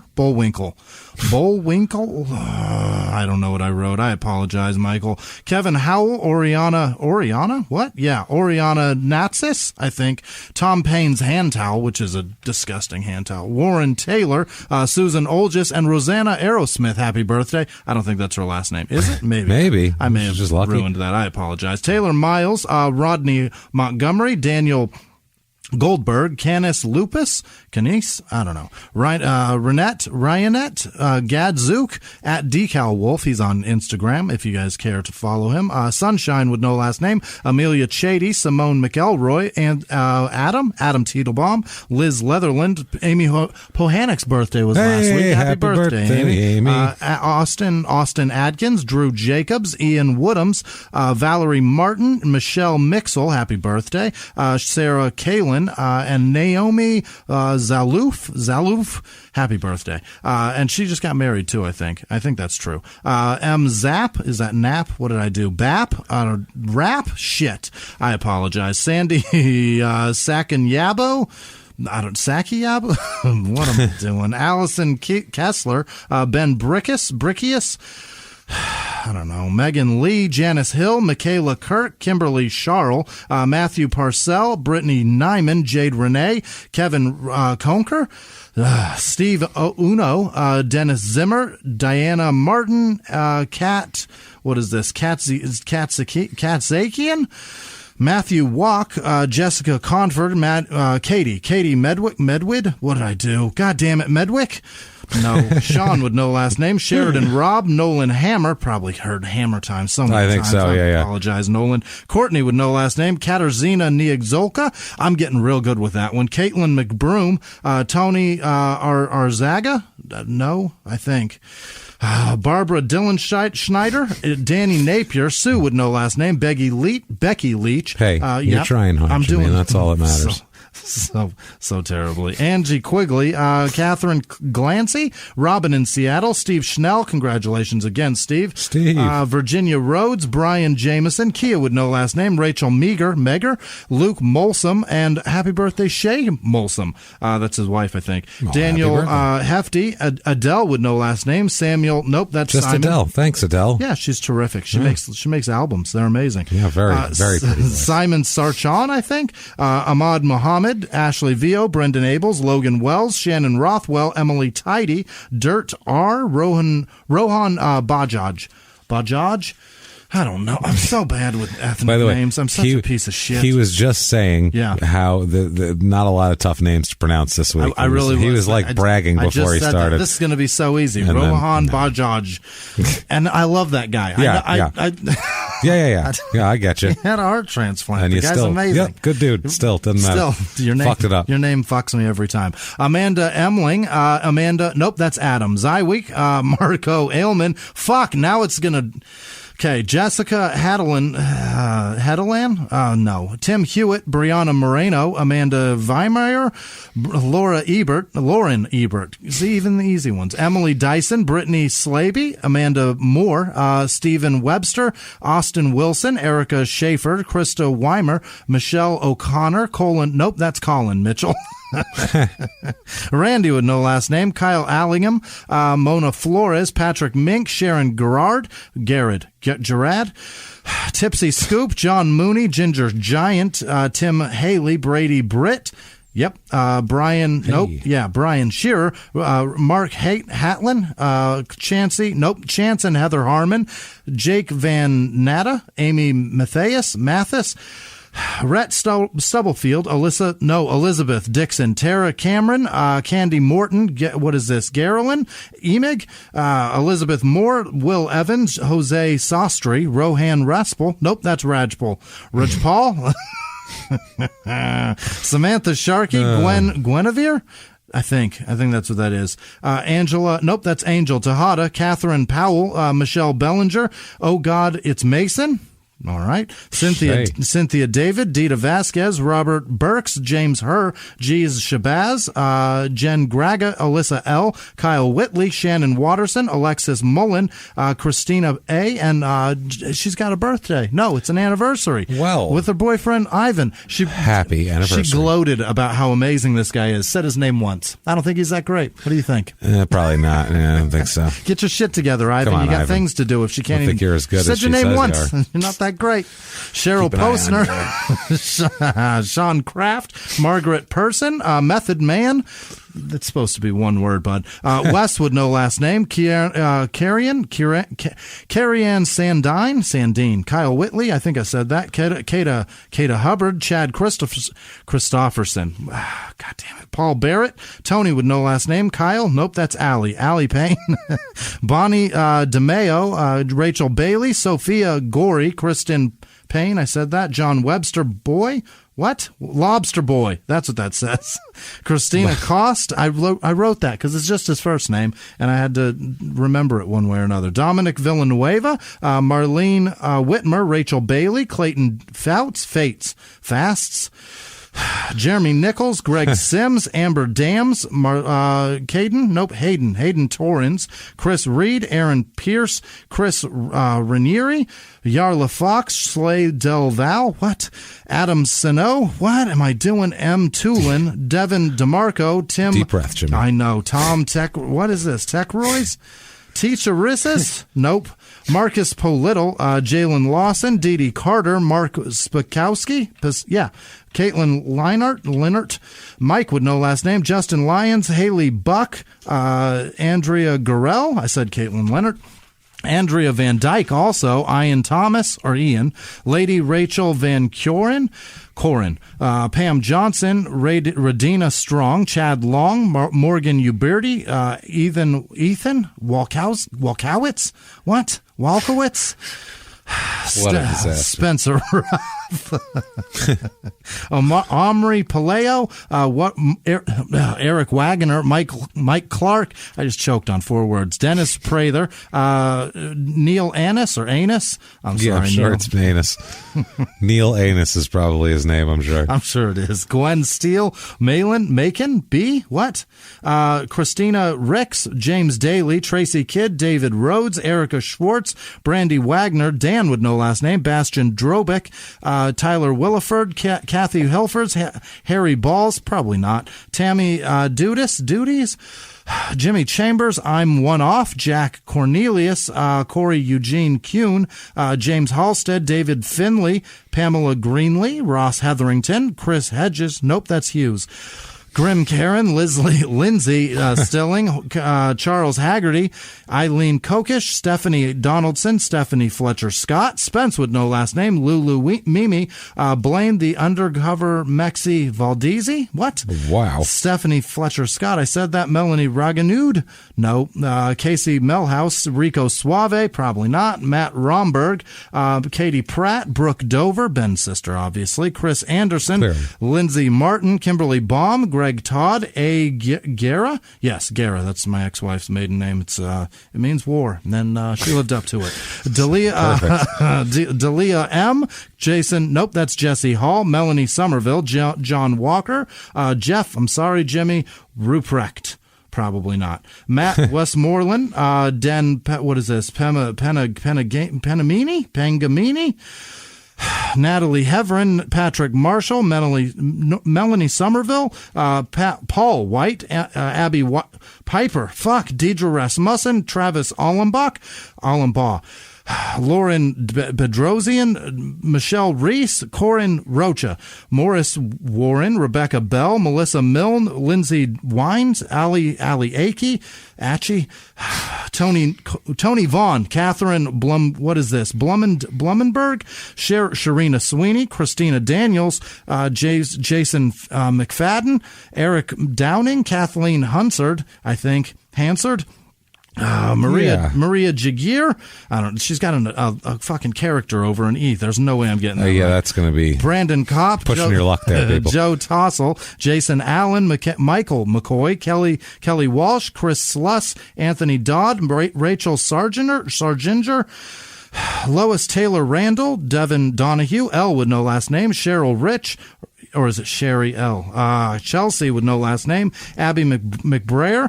Nick Parmenter, I think that's right. Selena Schmiditka.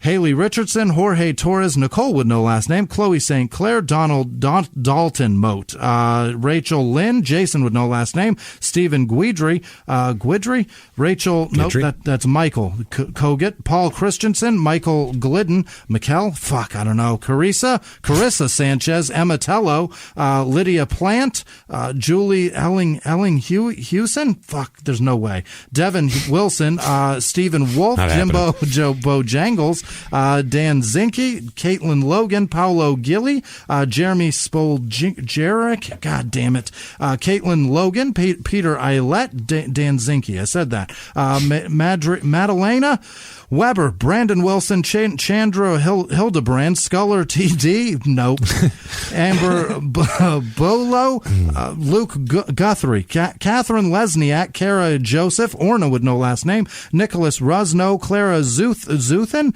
Vanessa Costner, Melissa Mead, Melissa Lander, Ryan Schlosser, Kara, nope, that's Clara Zuthen, I said that, Nicholas Rosenew, Carolyn Lesniak, Aaron Barchert, Jackie Curie, James Richardson, Allison McDougall, Pierre Normand, Samantha Ben, Louise Donovan, Kelly Delzarina, Chehalis Thomas, Karen Rogowski, Stephen Russell, Joshua Steiner, Gabriella with no last name, Michelle Kidd Tackaberry, Michael Kalapi, Corey Southard, and then all of our patron supporters, obviously. That's that's obvious. Eric Bogan, Josh Cole, Lauren Whitworth, happy birthday. And then that's from Ellen Fazakerly. Thank you guys so much for everything you do for us. Also, just to let you know, shout outs are read on your initial donation and then every PayPal donation. Thank you guys so much for what you do for us. Thank you, everybody, so much. They have offered us things, I will say. Not meth, but we've been offered Coke plenty. Plenty of things. Look, I don't like Coke. I don't need that. Have you seen me? Don't bring that to me. My head will explode. No. Fuck, man. So that is all good. What if they wanted to get a hold of you and do Coke with you? How could they do it? At Whisman Sucks. WHISMAN Sucks. Twitter, Instagram. Boom. There you go. Where are you? I was going to say and Twitter and Instagram. Yeah. And then you said it. I don't know why I was going to help you. I don't know. Say your own name. Where can they find you? I don't know anymore. I'm at, oh, fucking no. I'm at Jimmie P is funny or whatever. Just copy and paste my name and do all that shit. I don't know. Do all of that. We're around like Nicole Bobek. No, we are around. She's been around. Right. It's a big difference. Okay, we had to get one more cheap. Yeah. Cheap. Yeah. She, by the way, is no more hoary than basically every male athlete we've ever talked about. So this is not just as slutty to that. Just as slutty, and we don't give a shit. Just it's all good. To talk about it in the press. We're happier with her doing it. Yeah. That's better. We don't want some guy going out there getting a bunch of people pregnant. Right. This is much better. Or doing it against her will. That's what I'm saying. So either way, I don't give a shit. That's fine. It's all good. We did it, and it's fine. Live from the Crime and Sports Studios. We will see you next week. Bye.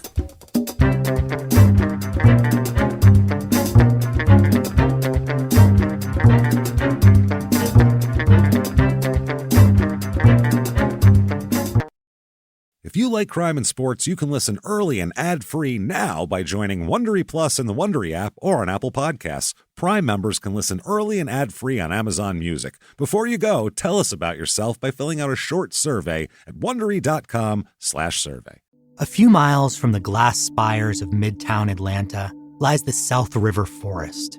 In 2021 and 2022, the woods became a home to activists from all over the country. who gathered to stop the nearby construction of a massive new police training facility, nicknamed Cop City.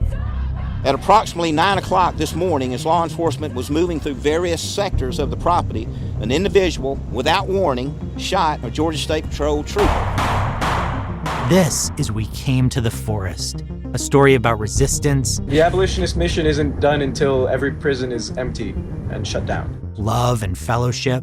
It was probably the happiest I've ever been in my life. And the lengths we'll go to protect the things we hold closest to our hearts. Follow We Came to the Forest on the Wondery app or wherever you get your podcasts. You can binge all episodes of We Came to the Forest early and ad-free right now by joining Wondery Plus.